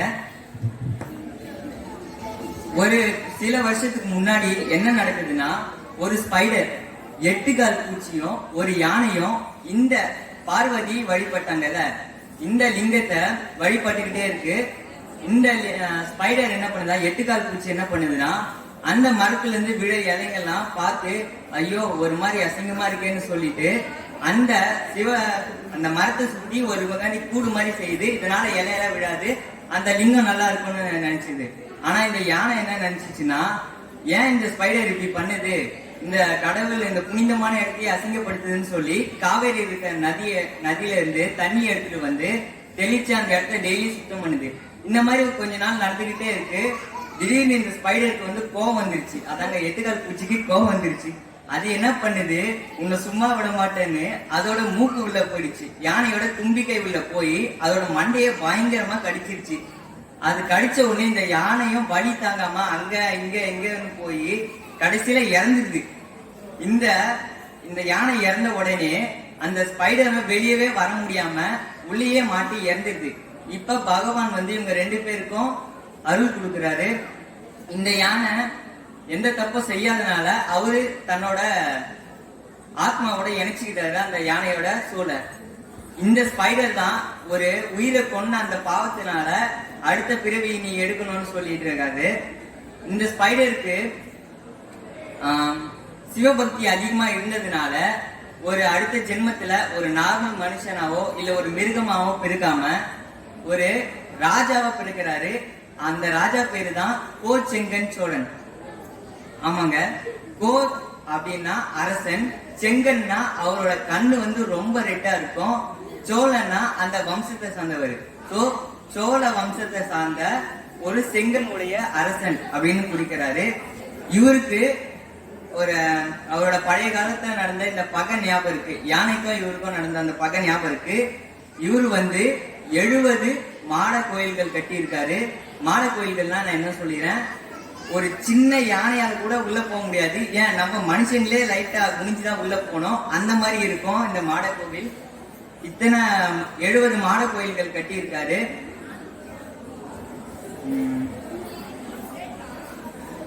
தேங்க்யூ. இப்படிப்பட்ட சிறப்பு வாய்ந்த இந்த கோவிலை எல்லாரும் போய் ஒரு தடவையாவது பாருங்க. முக்கியமா அந்த உள்ள கர்ப்ப கிரகத்தை போய் பாருங்க, உங்களுக்கே ரொம்ப பிடிக்கும். தேங்க்யூ. ஐயோ, நான் வந்து திருவண்ணாமலை பற்றி பேச வந்திருக்கேன். ஃபர்ஸ்ட் திருவண்ணாமலைனா அக்னி சலத்துக்காக அங்க வந்து அதுக்காக திருவண்ணாமலை ஃபேமஸ். நீங்க யாராவது திருவண்ணாமலை போயிருக்கீங்களா இது வரைக்கும்? மோஸ்ட்லி நிறைய பேர் போனதில்லை. நான் அதோட அந்த கோவில் உருவான கதையை பத்தி சொல்லிடுறேன். ஃபர்ஸ்ட் அது திருவண்ணாமலையோட மூலஸ்தானர் வந்து அருணாச்சலேஸ்வரர். ஏன் அவருக்கு அந்த பேர் வந்ததுன்னா, அந்தம் ஆதியும் அந்தமும் மற்ற ஜோதி வடிவத்துல அங்க வந்து காட்சி கொடுத்ததால அவருக்கு வந்து அருணாச்சலேஸ்வரர் பேர் வந்தது. ஃபர்ஸ்ட் நான் இந்த பேர் சொல்லிட்டேன். அதுக்கு அடுத்து அங்க இந்த கோவில் ஏன் உருவாச்சுன்னு சொல்லிட்டு சொல்லணும்னா, ஃபர்ஸ்ட் நம்ம அடைக்கும் கடவுளான பிரம்மாக்கும் காக்கும் கடவுளான விஷ்ணுவுக்கும் ஒரு பெரிய போட்டி நடக்குது. யார் அவங்கள பெரியவங்கன்னு சொல்லி அவங்க 2 பேரும் டிபேட் மாதிரி நீங்க தான் பெரிய, நான் தான் பெரியவன், நான் தான் பெரியவன் சொல்லிட்டு 2 பேரும் பேசிலே இது பண்ணிட்டு இருக்காங்க. அதனால 2 பேருக்கும் ஒத்துவதனால சிவன் கிட்ட போயிட்டு நாங்கள்ல யார் பெரியவன்னு சொல்லிட்டு அவங்க 2 பேரும் அவர்கிட்ட போய் கேட்கும்போது சிவன் இருந்துகிட்டு ஃபர்ஸ்ட் என்னோட அடிமுடியை யார் பார்த்துட்டு வராங்களோ அவங்க தான் பெரியவன் சொல்லிட்டு நான் சொல்லுறேன் அப்படின்னு சொல்லிட்டு அவர் சொல்லிட்டு அது திடீர் டக்கு என்ன பண்ணாரு, பிரம்மா வந்துக்கிட்டு பன்றி உருவம் எடுத்து பூமியை குறைஞ்சி போயிட்டு நான் முடிய பார்க்க போறேன் அப்படின்னு சொல்லிட்டு ஆர்வமா போறாரு போயிட்டே இருக்காரு. ஆனா அவரால் பார்க்கவே முடியல. கடைசியில் அவர் என்ன பண்ண, திரும்பி வந்து கடைசியில சிவன் என்னால முடியல, என்னை மன்னிச்சிருங்க, நான் தான் பெரியவன் சொல்லியிருக்க கூடாது அப்படின்னு சொல்லிட்டு அவர் சிவன் கிட்ட பொறுமையா கேட்டது. அப்புறமா நம்ம விஷ்ணு வந்துகிட்டு அன்னப்பறவை இது வடிவம் எடுத்து பறந்து போய் பார்க்கறாரு. அவராலையும் முடியல. கடைசியில் அவரும் வந்து என்னாலையும் முடியல, எங்க 2 பேராலையுமே உங்க அடிமுடிய பார்க்க முடியல அப்படின்னு சொல்லிட்டு மன்னிப்பு கேட்கும்போது அவர் வந்து 2 பேருக்கும் வந்து 2 பேரும் கடவுள்ன்றதுனால ஜோதி வடிவமா அவங்க 2 பேருக்கும் அருள் கொடுத்து ஒரு அண்ணாமலையாக அந்த கோயிலோட பின்புறத்துல இருக்க அண்ணாமலையாக அவங்களுக்கு வந்து காட்சி கொடுத்தார். அதுதான் இந்த ஸ்தலத்தோட மூல கதை. இதுக்கப்புறமா அந்த கோயிலுக்கான சிறப்பு நாள் வந்து கார்த்திகை மாதம் கார்த்திகை நட்சத்திரம். அந்த கார்த்திகை நட்சத்திரம்ன்ற நாள் தான் அதோட உகர்ந்த நாள். அன்னைக்கு கார்த்திகை தீபம் ஏற்றுவாங்க. அந்த கார்த்திகை தீபம் ஏற்றத்துக்கு முன்னாடி கிரிவலம் போவாங்க. கிரிவலம்ன்றது வந்து அன்னைக்கு மட்டும் போக மாட்டாங்க, ஒரு பௌர்ணமிக்கும் அவங்க வந்து அங்க கிரிவலம் போவாங்க. கிரிவலம் போறது வந்து இந்த நம்ம அந்த மலையை சுத்தி போவோம். ஸ்டார்டிங் வந்து ஏன் அந்த மலையை சுத்தி தான் போகணும்னு சொன்னா, அந்த மலையை வந்து ஒரு மூலிகை மலையாக அவங்க வந்து அந்த மலையை வந்து மலையை வந்து பாக்குறாங்க. அந்த மலையை நம்ம கிரிவலம் போகும்போதும் நம்ம மனதளவுலயும் உடல் அளவுலயும் நம்மளுக்கு நிறைய மன நிம்மதியை கொடுக்கறதுனால அந்த மலையை சுத்தி கிரிவலம் போவாங்க மோஸ்ட்லி. அதுக்கப்புறமா அந்த கிரிவலம் போற வழியில அஷ்டலிங்கங்கள் இருக்கு. அஷ்டலிங்கங்கள்னா 8 திசையை குறிக்கிற அஷ்டலிங்கங்கள். அது என்னன்னு நான் சொல்லிடுறேன். இப்போ ஃபர்ஸ்ட் வந்து இந்திரலிங்கம், அதுக்கடுத்து அக்னிலிங்கம், அதுக்கடுத்து யமலிங்கம், நிருதிலிங்கம், வருணலிங்கம், வாயுலிங்கம், குபேரலிங்கம், ஈசானலிங்கம், 8 லிங்கங்கள் அந்த 8 திசையை குறிக்கிறதுக்கான அங்க இருக்கு. அதுக்கு நம்ம கிரிவலம் ஸ்டார்ட் பண்றதுக்கு முன்னாடி அங்க இருக்க பூத நாராயண சுவாமிகள் வந்து அதை நம்ம வணங்கிட்டு நம்ம அந்த கிரிவலத்தை ஸ்டார்ட் பண்ணோம்னா நம்மளுக்கு எந்த ஒரு பிரச்சனையும் வராம, நம்ம கை கால் சோர்வு அதெல்லாம் எதுவும் வராம கிரிவலத்தை நன்மையா முடிக்கலாம். ஏன்னா அவரு தான் அந்த திருவண்ணாமலையை காக்கும் கடவுளாக இருக்காரு. அதுக்கப்புறமா நான் ஒரே ஒரு வேண்டும், எல்லாரும் திருவண்ணாமலைக்கு ஒரு வாட்டினா கிரிவலத்துக்கு போய் பங்கேற்றுவாங்க. நமக்கு மனதளவுலையும் உடல் அளவுலையும் நிறைய நன்மை தரும் அந்த கிரிவலம். சரி, இதோட நான் என்னோட நிறைவு முடிச்சுக்கிறேன். ஹரியோம். எல்லாருக்கும் ஆடியோல கேக்குதா? ஒரு பணிவான வேண்டுகோள். இப்போ நான் பேச போறது ஒரு 5 minutes கேளுங்க. உங்களுக்கு பிடிச்சிருந்ததுன்னா கண்டினியூ பண்ணுங்க, இல்லைன்னா உங்க இஷ்டத்துக்கு போன் யூஸ் பண்ணுங்க, பேசிக்கோங்க. ஒரு 5 minutes கேட்டு பாருங்க. Okay, thanks. இப்போ முதல்ல அதை பத்தி முடிச்சு ஃபர்ஸ்ட் நான் ஸ்டார்ட் பண்ணோம். சிவன் யாரு, நம்ம எதுக்கு ப்ரே பண்ணணும், எதுக்கு இங்க வந்திருக்கோம்? எல்லாருக்கும் ஒரு கொஸ்டின், எல்லாருக்கும் ரைஸ் இருக்கும், எல்லாருக்கும் இருக்கும் அந்த கொஸ்டின். எதுக்கு நம்ம வந்திருக்கோம், எதுக்கு நம்ம வழிபடணும், நம்மளுக்கு என்ன யூஸ் வழிபட்டா, அது எல்லாருக்கும் ஒரு கொஸ்டின் இருக்கும். நம்ம சின்ன வயசுல நம்ம எதுக்கு ப்ரே பண்ணுவோம், ஸ்கூல் ஏஜ், காலேஜ் ஏஜ்லாம், கடவுளே இப்படின்னா பாஸ் ஆகணும், கடவுளே இல்லை பைக் கிடைக்கணும், இல்லை சைக்கிள் கிடைக்கணும். சில பேருக்கு யாராவது கம்மிட்டா இருந்தாலும் அப்படியே சாட்டிடலாம். சில பேர் பல பேர் சிரிக்கிறீங்க போல இருக்கேன். சரி, அது வேற டாபிக். சரி, இப்ப காலேஜ் முடிச்சுட்டு நம்ம என்ன ப்ரே பண்ணோம், நல்ல ஜாப் கிடைக்கணும், அல்லது இது ஃபேமிலி ப்ராப்ளம், பர்சனல் ப்ராப்ளம் எல்லாம் பண்ணுவோம். போன ஸ்டார்டிங் பிரியாம கால் பண்ணி சொல்லிதாங்க, செம்ம கூட்டம் நான் சிஸ்டில எல்லாருக்கும் இந்த வாட்டி செம்ம கஷ்டம். ஏன்னா அந்த கஷ்டத்தை வெளியே சொல்ல முடியாம ரொம்ப பேர் கஷ்டப்படுறாங்க. ஆனா நம்ம யார்கிட்ட சொன்னாதான் அவங்களுக்கு வந்து ஒரு ஃபீல் நார்மல் ஆகுது. அதுக்குதான் கோயிலுக்கு வந்து அவங்க கஷ்டத்தை வந்து சொல்லிடுறாங்க. இதுக்கெல்லாம் ஏன் சொல்றேன்னா, எனக்கு ஒரு ரியல் இன்சிடென்ட் நடந்தது. மத்த சொல்லாம தெரியல, மத்த கடவுள் நான் வந்து நான் ஏழையா இருந்தேன், நான் கடவுள் வழிபடுறதுனால இப்ப வந்து பணக்கார ஆயிட்டேன், அவன் சாமியால பணக்காரன், அவனை சாமி வச்சுதான் பணக்காரன் ஆயிருக்கு. அதுபடி இல்லை, இது ரியல் இன்சிடென்ட். இந்த மே மந்த்ல வந்து கோவிட் வந்து செகண்ட் வேவ் ரொம்ப ஹியூஜ் அஃபெக்ட் ஆயிடுச்சு. எல்லாருக்கும் தெரியும், மே வந்து இருக்கிற செம்ம கவுண்ட் ஆயிருக்கு, டெத் கேஸ் எல்லாமே அது ரொம்ப இதா போயிருந்து. அப்ப எங்க அப்பாவுக்கும் அப்படிதான் ஆச்சு. அந்த டைம் பாத்தீங்கன்னா செம்ம பெட்டே கிடைக்கல, கவர்மெண்ட் ஹாஸ்பிட்டல் அட்மிட் பண்ணி ஓமதுராவில். அப்போ வந்து சீட் எடுத்து பார்த்தா 80-90% லங்ஸ் இன்வால்மெண்ட் சொல்லிட்டாங்க. வந்து 10% தான் இருக்குன்னு சொன்னாங்க லங்ஸ். என்ன பண்ணுறது தெரியல. அப்புறம் வந்து அப்படியே 10 நாள் இருந்தோம். அப்போ நெக்ஸ்ட் பக்கத்து பேர்ல இருந்து ஒரு ஆங்கர் வந்திருந்தாங்க, அவங்களும் அதே மாதிரி தான். அப்புறம் அவங்க பொண்ணு பார்த்தீங்கன்னா ஒரு ICU doctor, Chennai Meenakshi hospital ஒரு ஐசியூ டாக்டர். அவங்க டாக்டருக்கே அவங்க ஃபாதருக்கே வந்து ஒரு பெட்டு கிடைக்கல அப்போதைக்கு, அது மாதிரி இருந்தது. அப்புறம் அவங்க ஹாஸ்பிட்டல் போயிட்டு இதுமாரி பெட்டு வேணும், ஐசியூ பெட்டு கேட்டேன், கொடுத்தாங்க. அந்த டைம் ஆச்சுன்னா அவங்க 80-90% ஸ்டாக் ஆயிட்டாங்க. ஒரு 10% லங்ஸ் இன்வால்மெண்ட் இருக்கு, எப்படி இது மாதிரி இருக்காரு, அவங்களே ரொம்ப ஷாக் ஆயிட்டாங்க. அப்புறம் என்ன பண்ணுறது தெரியல. அப்புறம் ஜி போன் பேச எதுவுமே சொல்றாங்க, ஜி நான் பண்றது தெரியல. ஜீன ஒரே அதான் சொன்னாரு, இதுவரையும் கடவுள் யாரோ ரூபத்துல வந்து கொண்டு வந்திருக்காரு. யாரோ ஸ்ட்ரீட் கிடைச்சிருக்கு, ஐஸ் படி கிடைச்சிருக்கு, எதுவும் பயக்காத வேணும் மயனுக்குள்ளே மட்டும் வேண்டுகொண்டே அவன் கும்பிட்டுனே சரி அப்படின்னா. அப்புறம் 10:30 மணிக்கு நைட் 10:30 மணிக்கு ஒரு மேசிவ் அட்டாக் வந்துச்சுன்னு சொல்லிட்டாங்க. அடிமேல அடிக்கடி பயமான பயம் வந்துச்சு. நான் பண்றது தெரியல, வெறும் வேணும் சொல்லினே அப்படியே இருந்தேன். இப்ப நம்ம நல்ல கியூர் ஆகி ஒரு வேலைக்கு போறாரு, பேக் டு ஃபார்ம். அது மாதிரி ஃபுல்லாவே 90% இன்வால்மெண்ட் இருந்தது வந்து 0% வரையும் கியூர் ஆயிருக்குன்னா எல்லாம் சிவபெருமான் தான். அது ஏன் சொல்றேன்னா, வெறும் நம்ம வந்து காசு மட்டும் வச்சிருந்தாலும் போயிச்சிருக்க மாட்டாங்க. ரெண்டாவது பாத்தீங்கன்னா வெறும் டாக்டர் வந்து கேர் பண்ணி எடுத்தாலும் போயிச்சிருக்க மாட்டாங்க. கடவுளோட ஒரு அருள் வேணும். அந்த நேரத்துல அந்த ஆன்டி வந்து ஹெல்ப் பண்ணாம அந்த சீட் கிடைக்காம வேற எங்கன்னா கவர்மெண்ட் ஹாஸ்பிட்டல் நார்மல் வார்டு அங்க வந்து எப்படி நமக்கு வந்து கண்டுபிடிச்சிருக்க முடியாது. அந்த பிரைவேட்ல இருந்தா கண்டுபிடிச்சோம். அதனால இப்ப வெறும் கடவுள் மட்டும் முட்டுன்னு கடவுளே காப்பாத்திடணும், கடவுளே எதை சரியான கியூர் ஆகாது. எப்படி சொல்றது, பசங்க சில பேர் படிப்பாங்க, படிக்காமலே கடவுளே எப்படின்னா பாஸ் ஆயிடும், கடவுளே இதெல்லாம் கடவுளை எப்படின்னா பாஸ் ஆகி எப்படின்னா பாஸ் பண்ணி எல்லாரும் வேண்டுவாங்க. சேவா டென்ஷன் வராங்க. நான் கண்டென்ட் கொடுத்தேன், நீ என்னடா பேசின்னு இருக்கேன். சரி, கண்டென்ட்டுக்கு வருவோம். சிதம்பரம் பஞ்சபூரி ஸ்தலத்துல ரொம்ப ஸ்பெஷலான ஸ்தலம் வந்து சிதம்பரம். சிதம்பரம் வந்து எல்லா ஸ்தலத்திலும் வந்தீங்க எல்லாருமே நம்ம ஃபீல் பண்ணலாம். இப்ப வந்து சில எப்படி சொல்றது, இந்த ஸ்தலம் வந்து ஃபீலே பண்ண எப்படி சொல்றோம்னா பார்க்க முடியாது, அப்புறம் வந்து ஸ்மெல் பண்ண முடியாது, அப்புறம் டேஸ்ட் பண்ண முடியும். நம்மளால எதுவுமே ஃபீல் பண்ணாத முடிய ஸ்தலம் வந்து சிதம்பரம். அது வந்து தில்லையும் சொல்லுவாங்க இன்னொரு பேரு.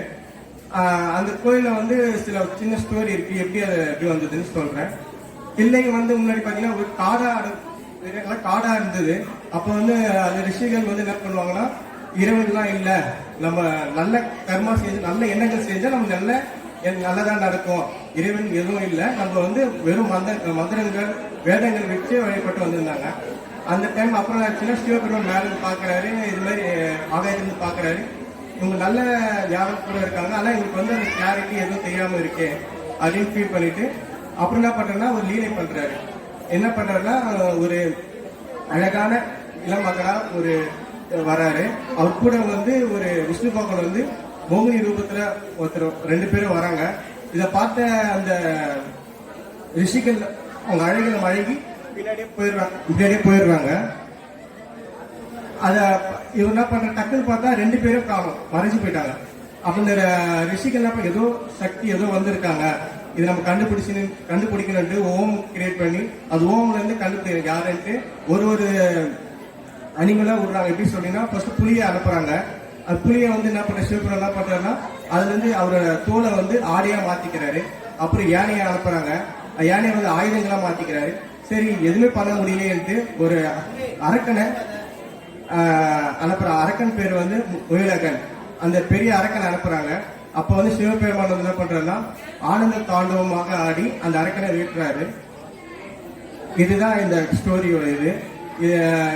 இந்த கோயில வந்து எப்படின்னா பஞ்சபூஸ்தலம் எல்லாமே இதுல அடங்கியிருக்கு. எப்படி சொல்ல போனா, அந்த ஸ்டாச்சு உள்ள எல்லாரும் பார்த்திருப்பீங்க. அந்த நடராஜர் சிலை எப்படி இருக்குன்னா, அவர் கையில ஒரு அக்னி இருக்கும், அக்னி வந்து நெருப்பு, ஒரு கால் வந்து கீழே லேண்ட்ல இருக்கும் நிலம், ஒரு கால் வந்து மேல தூக்கி இருக்கும், அது வந்து ஆகாயம். இன்னொரு நீர் வந்து தலையில வந்து கங்கையில மாதிரி இருக்கும். அப்புறம் வந்து அவர் முடி வந்து கீழே தொங்கி இருக்காது, பறந்திருக்க மாதிரி இருக்கும் காற்று. 5 பொருஸ்தலம் 5 தலமும் அதுல வந்து கூட இருக்க ஸ்தலம் தான் சிதம்பரம். அப்புறம் பொற்சபை வந்து 5 சபையில வந்து இது ஒரு பொற்சபை. இந்த கோயில வந்து விசேஷமா என்ன கொண்டாடுவாங்கன்னா, ஆருத்ர அபிஷேகம் வந்து இந்த கோயில் வந்து ரொம்ப விசேஷமா கொண்டாடுவாங்க. இதெல்லாம் எதுக்கு சொல்றேன்னா, சில பேர் நினைப்பாங்க இல்லடா கட்டுக்க கதையா விடுறையே, இல்ல நம்பலாமா வேணாமான்ட்டு. இது நம்மளால இது ரிலீஜியஸ் ரிலேட்டட்ல வந்து இது உண்மை. சரி, இப்ப இருக்க பசங்க எல்லாருக்கும் சயின்டிபிக் ரீசன் இருந்தா தான் நம்புறாங்க, எவிடன்ஸ் வேணும் அப்பதான் நம்புன்னு சொல்றாங்க. அதனால சில எவிடன்ஸும் இருக்கு, சயின்டிபிக் ரீசன் சொல்லி இருக்கு, எங்களுக்கு எடுத்துட்டு வந்திருக்கேன். ஃபர்ஸ்ட் பாத்தீங்கன்னா இந்த கோயில் வந்து ஸ்பிரிச்சுவலா பாத்தீங்கன்னா 5000 அகோ பில்ட் பண்ணதுன்னு சொல்றாங்க. ஆனா வந்து ரிசர்ச் படி பாத்தீங்கன்னா அவங்க ரிசர்ச் பண்ண வந்து 1700 பிஃபோர்னு சொல்றாங்க. இது வந்து தெற்கு கோபுரம் வந்து பாண்டிய மன்னரால் கட்டப்பட்டதுன்றாங்க, கிழக்கு கோபுரம் வந்து சோழர்களால் கட்டப்பட்டதுன்றாங்க. இல்ல இன்னொரு பாத்தீங்கன்னா சிதம்பரம், காஞ்சிபுரம், அப்புறம் வந்து காலாஸ்திரி, இந்த 3 வந்து ஸ்ட்ரெயிட்டா இருக்கு. நீங்க வந்து மேப்ல பாத்தீங்கன்னா தெரியும், எல்லாருக்கும் போன் இருக்கும், நீங்க பார்த்தா தெரியும், ஒரே நேர்கோண்ல வந்து கட்டமைக்கப்பட்டுள்ளது. ஏன் சொல்றேன்னா அந்த காலத்து சேட்டலைட் எதுவும் இல்ல, அந்த காலத்திலேயே வந்து இது மாதிரி ஸ்ட்ரெயிட்டான ஒரு நேர்கோண்ல அமைக்கப்பட்டுள்ளது. அப்புறம் பாத்தீங்கன்னா இந்த கோயில வந்து கோயிலை கட்டது உடல் ரீதியாக கட்டமைக்கப்பட்டது. எப்படி சொல்றேன்னா அந்த கோயில வந்து 9 என்ட்ரன்ஸ் இருக்கு. அந்த 9 என்ட்ரன்ஸ் எது கம்பேர் பண்றாங்கன்னா நம்ம உடம்புல நவத்வாரங்கள் சொல்லுவாங்க. இப்ப வந்து நம்ம உடம்புல என்னென்ன கண்ணு இருக்கு, 2 மூக்கு, ஒரு வாய், காது, யூரின் போது மோஷன், 9 ரிலேட் பண்றாங்க. அப்புறம் பாத்தீங்கன்னா வந்து அந்த கோயில வந்து கலசத்துல வந்து 21,600 தங்க தகடுகள் அமைக்கப்பட்டுள்ளது. 21,600 வந்து என்ன சொல்றாங்கன்னா ஒரு நிமிஷத்துக்கு ஒரு சாதாரண மனுஷன் வந்து 15 டைம்ஸ் வந்து பிரீத் பண்ணுவான். அது வந்து இன்டூ 60 இன்டூ 24 மணி நேரம் அப்படின்னு பார்த்தா 21,600 வாட்டி வந்து எல்லாரும் நார்மலா ஒரு மனுஷன் வந்து பிரீத் பண்றான். அப்புறம் பாத்தீங்கன்னா அந்த கோயில்ல வந்து ஆணிகள் வந்து 61,500 ஆணிகள் அடிக்கப்பட்டுள்ளது. அது எதை கம்பேர் பண்றாங்கன்னா நம்ம உடம்புல வந்து 67,500 நர்வ்ஸ் வந்து இருக்குன்னு சொல்றாங்க. இதெல்லாம் பரவாயில்ல. சர்ன்னு ஒரு பிசிக்ஸ் லேபரேட்டரி இருக்கு சுவிட்சர்லாந்துல, வேர்ல்ட் லார்ஜஸ்ட் லேபரேட்டரி. அந்த லேபரேட்டரியில வந்து நம்ம நடராஜர் சிலையை வந்து என்ட்ரன்ஸ்லயே வச்சிருக்காங்க. 2004ல வந்து நம்ம தமிழ்நாடு கவர்மெண்ட் வந்து கிஃப்ட் பண்ணிருக்காங்க. அது சொல்ல போனா அந்த சுவிட்சர்லாந்து கிறிஸ்டியானிட்டி தான் அதிகம். ஆனாலும் இருந்தாலும் நம்ம சிவபிரானை வந்து அங்க வழிபடுறாங்க. இதுல ஏன் சொல்றோம்னா நம்ம எல்லாரும் நம்ம ஃபர்ஸ்ட் தெரிஞ்சிருக்கோம், நம்ம முப்பாட்டன் பாட்டன் எல்லாரும் நம்ம பில்ட் பண்ண ஒரு கோயிலை வந்து நம்மளே பெருமையா நினைச்சுக்கணும்.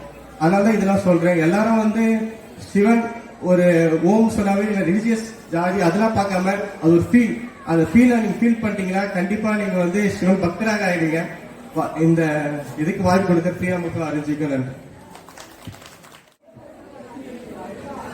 ஹரி ஓம். நான் இப்போ ஒரு பாட்டு ஆல்ரெடி டாபிக் அம்மா சொல்லிட்டாங்க, இருந்தாலும் நான் ஒரு பாட்டோட வந்து லிங்க வழிபாடு அப்படின்னா என்னன்னு பார்க்கலாம். சரிங்களா? நேரம் வந்து ரொம்ப குறைவா இருக்கிறதுனால நான் கொஞ்சம் குறைவா முடிச்சுட்டு போகலாம்னு எதிர்பார்க்கிறேன். சரிங்களா? அந்த குறைவான நேரத்திலேயே உங்களுக்கு நிறைவான கருத்தை தருவன்றதை நான் நம்புறேன். பிரம்ம முராரி சுரார்ச்சித லிங்கம் நிர்மல பாஷித சோபித லிங்கம் ஜன்மஜ துக்க விநாசக லிங்கம் தப்ரணமாமி சதா சிவலிங்கம் தப்ரணமாமி சதா சிவலிங்கம். ஓகே, இப்போ லிங்க வழிபாடு எல்லாருக்கும் தெரியும். லிங்க வழிபாடு, லிங்கம்னா என்னன்னு தெரியும். ஆனா எதுக்காக வழிபாடுறோம், என்ன காரணம்ன்றது நமக்கு பல பேருக்கு தெரியாது. சில பேருக்கு தெரியாதுன்றதோட பல பேருக்கு தெரியாதுன்றதுதான் ஒரு நிதர்சனமான உண்மை. அத வந்து இப்போ உங்ககிட்ட வந்து நான் இப்படிதான் பண்ணணும்னு சொல்லிட்டு நான் ஒரு ஆர்டர் போட போறது இல்ல, ஜஸ்ட் டிஸ்கஸ் பண்ண போறோம். ஒரு சின்ன தெளிவு நான் ஜஸ்ட் வந்து உங்களுக்கு சொல்ல போறேன். சரிங்களா? இப்ப இந்த லிங்கம் அப்படின்றதோட பொருள் என்ன? லிம் அப்படின்னா உயிர் வந்து தோற்றுவிக்கிறது. லிம் அப்படின்னா கம் அப்படின்னா உயிரை வந்து எடுத்துக்கிறது. இப்ப இந்த உயிர் தோற்றுவிக்கிறது எடுக்கிறது ரெண்டுமே வந்து லிங்கம். இதுதான் வந்து இந்த லிங்கத்தோட பொருள். இப்ப லிங்கத்தோட பொருள் தெரிஞ்சிருச்சு இல்ல? நிறைய பேருக்கு முன்னாடி தெரிஞ்சிருக்காது, இப்போ உங்களுக்கு அவ்வளவு தெளிவா தெரிஞ்சிருக்கும். அடுத்தது நிறைய பேர் சொல்லுவாங்க கடவுளுக்கு உருவம் இருக்கா இல்லையா. அதாவது இந்த வடிவேல் காமெடி மாதிரி தான் வரும் ஆனா வராது, அந்த மாதிரி தான் உருவம் இருக்கு ஆனா இருக்காது. அது எப்படின்றது நான் தெளிவா சொல்றேன். ஒரு சிலர் என்ன சொல்லுவாங்க, உருவ வழிபாடு தான் சிறந்த வழிபாடு, அப்படி வழிபட்டாதான் பகவான போய் அடைய முடியும்ன்றது ஒரு சிலருக்கு கருத்து. ஒரு சிலர் உருவம் அதெல்லாம் வேலையாகாது, உருவம்லாம் வேலையாகாது. கடவுள் எல்லா இடத்திலும் இருக்கிறாரு, நீக்க வர நிறைந்துள்ளார். கடவுளை எல்லா இடத்துலயும் பார்க்கலாம், மனசார கடவுளை நினைச்சா எல்லா இடத்துலயுமே பார்க்கலாம் அப்படின்றது ஒரு சிலர். ஆனா பகவான் வந்து அரு உருவமா தான் இருக்கிறாரு. உருவமும் இல்லாம அருவமும் இல்லாம அரு உருவமா வந்து பகவான் வந்து காட்சி அளிக்கிறார். எப்படி? லிங்க வடிவத்துல. அதை நான் பின்னாடி சொல்றேன். அடுத்தது ஒரு குட்டி கதை. ஒரு 5 வயசு இல்லைன்னா ஒரு 10 வயசு எடுத்துக்கலாங்க. ஒரு குழந்தை அம்மா கிட்ட கேக்குது, அம்மா அம்மா எங்க ஸ்கூல்ல டீச்சர் நிலாவை பத்தி பாடம் எடுத்தாங்கம்மா. நிலா எங்க இருக்கு அப்படின்ட்டு நைட் ஒரு 8 மணிக்கே கேக்குது குழந்தை. சரிங்களா? அப்ப அம்மா என்ன பண்றாங்க, பாயிண்ட் பண்றாங்க. இங்க நிலா எங்க இருக்குது எனக்கு தெரியல, உங்களுக்கு தெரியுமா தெரியல, பாத்துக்கங்க. அதோ பாரு நிலா அப்படின்னு சொல்லிட்டு தன்னோட ஆள்காட்டியர்ல வச்சு பாயிண்ட் பண்றாங்க. அப்ப பாயிண்ட் பண்ண உடனே அந்த பாயிண்ட் வந்து அந்த குழந்தை டக்குன்னு என்ன பார்க்கும், அம்மா கையை பார்க்குமா நிலாவை பார்க்குமா? எங்க பார்க்கும்? நிலாவை தானே பார்க்கும், கையை பார்க்காதுல்ல. அப்போ நம்ம வந்து இறைவனை வழிபடுறதுக்கு லிங்க வடிவமா இருக்கிறது ஒரு குறி. நம்ம எப்படி ஒரு குறியை வச்சு பாயிண்ட் அவுட் பண்றோம், அந்த மாதிரி லிங்கம் அப்படின்றது ஒரு பாயிண்ட். அந்த பாயிண்ட் வழியா நம்ம யாரை பார்க்கணும், அந்த பரம்பொருளை பார்க்கணும். அம்மாவோட கையை பார்த்தா நிலாவை பார்க்க முடியுமா? முடியாது. அம்மாவோட கையை பார்த்தா, இண்டிகேட் பண்ற இந்த குறியை பார்த்தா நிலாவை பார்க்க முடியாது. அது எப்படி உண்மையோ அதே மாதிரி லிங்க வழிபாட்டுல நீங்க லிங்கத்தை பார்த்தீங்க அப்படின்னா பகவானை பார்க்க முடியாது. நீங்க லிங்கத்தை குறியா வச்சு பகவானை பார்க்கணும். அதுதான் வந்து லிங்க வழிபாட்டுல ஃபர்ஸ்ட் ஸ்டெப்னு வச்சுக்கீங்களேன். அப்புறமா இந்த லிங்கத்துல ஒரு சிலர் கவனிச்சிருக்கலாம், ஒரு இன்ஃபினிட்டி சிம்பிள் இருக்கும். எல்லாரும் படிச்சிருப்பீங்கன்னு நினைக்கிறேன், மேக்சிமம் எல்லாரும் படிச்சிருப்பீங்க. 8 பாத்துக்கிறீங்களா? 8 அது 8 அப்படி இப்படி தோசை மாதிரி திருப்பி போட்டீங்கன்னா அது இப்படி இருக்கும். 8 திருப்பி போட்டா இந்த மாதிரி இருக்கும். இது வந்து இன்ஃபினிட்டி சிம்பிள்னு சொல்லுவாங்க. லிங்கத்துல நீங்க இந்த இன்ஃபினிட்டி சிம்பிளை பார்க்கலாம். எங்கங்க போனா பட்டையை போட்டு அடிச்சிடுறாங்க, மாலையை போட்டு வச்சிருக்காங்க. இன்ஃபினிட்டி சிம்பிள் எங்க பார்க்கணும்? கூகுள்ல பாருங்க. கூகுள்ல இப்ப எவ்வளவு இருக்கு சரிங்களா? கூகுள்ல பாருங்க, இன்ஃபினிட்டி சிம்பிள் நல்லா தெரியும். இது வரைக்கும் பார்க்காதவங்க இனிமேல் பாருங்க, ஒன்னும் தப்பு கிடையாது. இன்னைக்கு இல்ல நாளைக்கு பார்த்துட்டு போறோம். அந்த இன்ஃபினிட்டி சிம்பிள் எங்க ஸ்டார்ட் பண்ணோம், எங்க முடியுது, ஏதாவது இருக்குதா? தெரியாது. அந்த மாதிரி தான் பகவான். பகவான் வந்து நீக்கமான எல்லா இடத்துலயும் இருக்கிறார். அவரை போய் அங்கதான் பார்க்கணும் அப்படின்றது வந்து கிடையாது. ரெண்டாவது, இப்போ லிங்கத்திலே பெரிய லிங்கம் எங்க இருக்கு அப்படின்னு கேட்டீங்கன்னா, அரியலூர் மாவட்டம் கங்கை கொண்ட சோழபுரம் எல்லாருக்கும் தெரிஞ்சிருக்கும், தஞ்சை பெரிய கோவில். அங்க 13.5 அடியில பெரிய லிங்கம் இருக்கு. 60 அடி சுற்றளவுல அந்த லிங்கத்தோட அளவு இருக்கு. இதுதான் வந்து எனக்கு தெரிஞ்சு பெரிய லிங்கம். வேற ஏதாவது பெரிய லிங்கம் இருந்ததுன்னா தயவு செய்து சொல்லுங்க. ஏன்னா நம்ம டிஸ்கஸ் தான் பண்றோம். நான் ஒண்ணு இதை ஃபாலோ பண்ணுங்க உங்ககிட்ட சொல்லல. ஏதாவது இருக்கா இதோட பெரிய லிங்கம் எங்காவது பாத்துருக்கீங்களா? சர்வேஸ்வர தியான நிலையம். பாத்தீங்களா? சூப்பர். இது எவ்வளவு பிரைட் இருக்குல்ல? சூப்பர். இந்த மாதிரி இன்ட்ரெஸ்டிங் கொஸ்டின் இருந்தா அப்புறம் நீங்க கவனிக்கிறீங்க எனக்கு தெரியும். இல்லைன்னா எத்தனை பேர் தூங்குறீங்கன்றது எனக்கு தெரியும். நேரம் ரொம்ப அதிகமா போயிட்டு இருக்கு, சீக்கிரமா முடிக்கணும். கடைசியா வந்து லிங்க பிரதட்சணம். நிறைய பேர் கோவிலுக்கு எல்லாம் போயிருக்கீங்க. முக்கியமா சிவன் கோயிலுக்கு போறப்ப இதை கொஞ்சம் மைண்ட்ல வச்சுக்கோங்க. லிங்கத்தை வந்து பிரதட்சணம் பண்ணுவோம். எல்லாம் என்ன பண்ணுவாங்க, ரைட்ல இருந்து விபூதி வாங்கிக்கிட்டு ரைட்ல இருந்து லெஃப்ட் வந்துட்டு பகவானே அப்படின்னு சொல்லிட்டு அப்படியே கீழே இறங்கி போயிடுவாங்க. ஆனா வந்து அது வந்து முறையான பிரதட்சணம் கிடையாது. முறையாக வந்து லிங்கத்தை வழிபடணும் அப்படின்னா ரைட்ல இருந்து லெஃப்ட் வரணும், ஆனா முடிக்க கூடாது. திரும்பி அப்படியே லெஃப்ட்ல இருந்து ரைட் வரணும், அப்படியே பகவானை பார்த்துட்டு அப்படியே கீழே இறங்கி போயிடணும். மறுபடியும் உடனடி தெளிவா சொல்றேன், ரைட்ல இருந்து லெஃப்ட் கம்ப்ளீட் பண்ணாதீங்க சரிங்களா? அப்படியே லெஃப்ட்ல இருந்து ரைட் வந்து அந்த பரம்பொருளை பார்த்துட்டு அப்படியே கீழே இறங்கி பகவானே போகணும். ஏன் அப்படின்னா இந்த வாழ்க்கை என்ற இந்த ஒரு பிறவி கடல்ல இருந்து மீளணும் அப்படின்னா சுத்தி சுத்தி வந்தீங்கன்னா திரும்பி திரும்பி மனிதனா தான் பிறந்துகிட்டே இருப்பீங்க சரிங்களா? இந்த வாழ்க்கை என்ற அந்த கடல்ல இருந்து மீண்டு பகவானை சந்திக்கணும், பகவான கிட்ட வந்து மோட்சகதி அடையணும்னா இதுதான் வந்து சிவன் கோவில்ல பிரதட்சணத்துக்கான ஒரு வழியே. இதுதான் வந்து லிங்க வழிபாடு. ஏதோ எனக்கு தெரிஞ்ச ஒரு சில கருத்துக்களை வந்து நான் உங்ககிட்ட வந்து இப்ப ஷேர் பண்ணியிருக்கேன், பகிர்ந்திருக்கேன் சரிங்களா? இதுதான் வந்து லிங்க வழிபாடுக்கான ஒரு முக்கியமான மூலாதாரமே.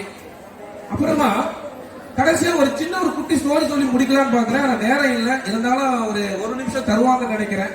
இல்லன்றாங்க, இருந்தாலும் எனக்கு ஒரு 30 செகண்டாவது கொடுங்க, நான் முடிச்சுட்டு போயிடுறேன். என்னன்னா இந்த லிங்கம் எப்படி உருவானது தெரியணும்ல. இவ்வளவு நேரம் கவனிச்சீங்க, யாராவது ஒருத்தர் அண்ணன் சொன்னீங்க கரெக்ட், எப்படி அந்த லிங்கம் வந்து உருவாச்சு, லிங்க வழிபாடு சொல்றீங்க, எப்படி எல்லாம் பண்ணணும்ன்றது சொன்னீங்க. பட் எப்படி உருவானதுன்னு சொல்லணும். ஒரு வாட்டி இந்த சிவராத்திரி அன்னைக்கு பிரம்மாவுக்கும் விஷ்ணுவுக்கும் ஒரு யாரு பெரியது அப்படின்ற ஒரு இது வந்துடுச்சு, அகங்காரம் வந்துடுச்சு. அப்போ சிவபெருமான் ஜோதி வடிவுல வந்து இடையில வந்து நின்றுட்டாரு. பிரம்மா என்ன பண்றாரு, அன்னப்பறவை வாகனத்துல மேல போறாரு. நான் போயிட்டு அவரோட தலைமுடி எங்க இருக்குன்னு முடிய கால போறேன் அப்படின்னு சொல்லிட்டு, விஷ்ணு பகவான் பந்தயவாளம் எடுத்து பூமிக்குள்ள நல்லா வந்து ட்ரில்லு போட்டுட்டு உள்ள போறாரு, அடி காணணும் அப்படின்னு சொல்லிட்டு. கடைசியா வந்து எதையுமே பார்க்க முடியல. ஏன் அப்படின்னா பகவான பிரம்மர் வந்து எதுக்கு உதாரணம் பாத்தீங்கன்னா அறிவுக்கு அதிபதி. அறிவோட போய் அந்த பகவானை வழிபடலாம்னு பார்த்தாரு, முடியல. ஏன்னா முடிய காண முடியல. விஷ்ணு பகவான் காப்பாற்றுறதுல ப்ரொடெக்டிவ் செயல்ல வந்து அதிபதி பண்ணாரு, முடியல. கீழே போனாரு, அடியே காட்ட முடியல. சரிங்களா? அப்ப இது ரெண்டுமே முடியல. அப்ப பகவானை வழிபடணும் அப்படின்னா அகங்காரமா வழிபட்ட முடியாது. கேட்டுக்கோ, அகங்காரமா பகவானை வழிபட்ட ஒண்ணும் கிடையாது. ஒரு பிடி சாம்பல் தான் உனக்கு. சரியா? அதுவே ஒரு செயலும் இல்லாம அந்யோன்யமான செயல்களை வந்து பகவானை வழிபட்ட அப்படின்னாலும் அதுக்கு ஒரு பிரயோஜனமும் கிடையாது. பகவானை வழிபடணும் அப்படின்னா பக்தி மூலியம் தான் பகவானை வழிபட முடியும். அதுலயும் லிங்க வழிபாட்டுல பக்தி தான் வந்து ரொம்ப முக்கியத்துவம் வந்து இருக்கு. நம்ம இந்து சனாதன தர்மத்துல எப்படியெல்லாம் பகவானை வழிபடணும்ன்றது சொல்லியிருக்காங்க. அதை நீங்க வந்து படிச்சு தெரிஞ்சுக்கிட்டீங்கன்னா எல்லாருக்குமே வந்து நல்லதா இருக்கும். இவ்வளவு நேரமா வந்து பொறுமையா என்னோட சொற்பொழிவை கேட்டதுக்கு உங்க எல்லாருக்கும் வந்து ரொம்ப நன்றியை தெரிவித்துக் கொள்கிறேன். ஹரியோம் ஹரியோம் ஹரியோம். ஓம் ஸ்ரீ சின்மய சத்குரு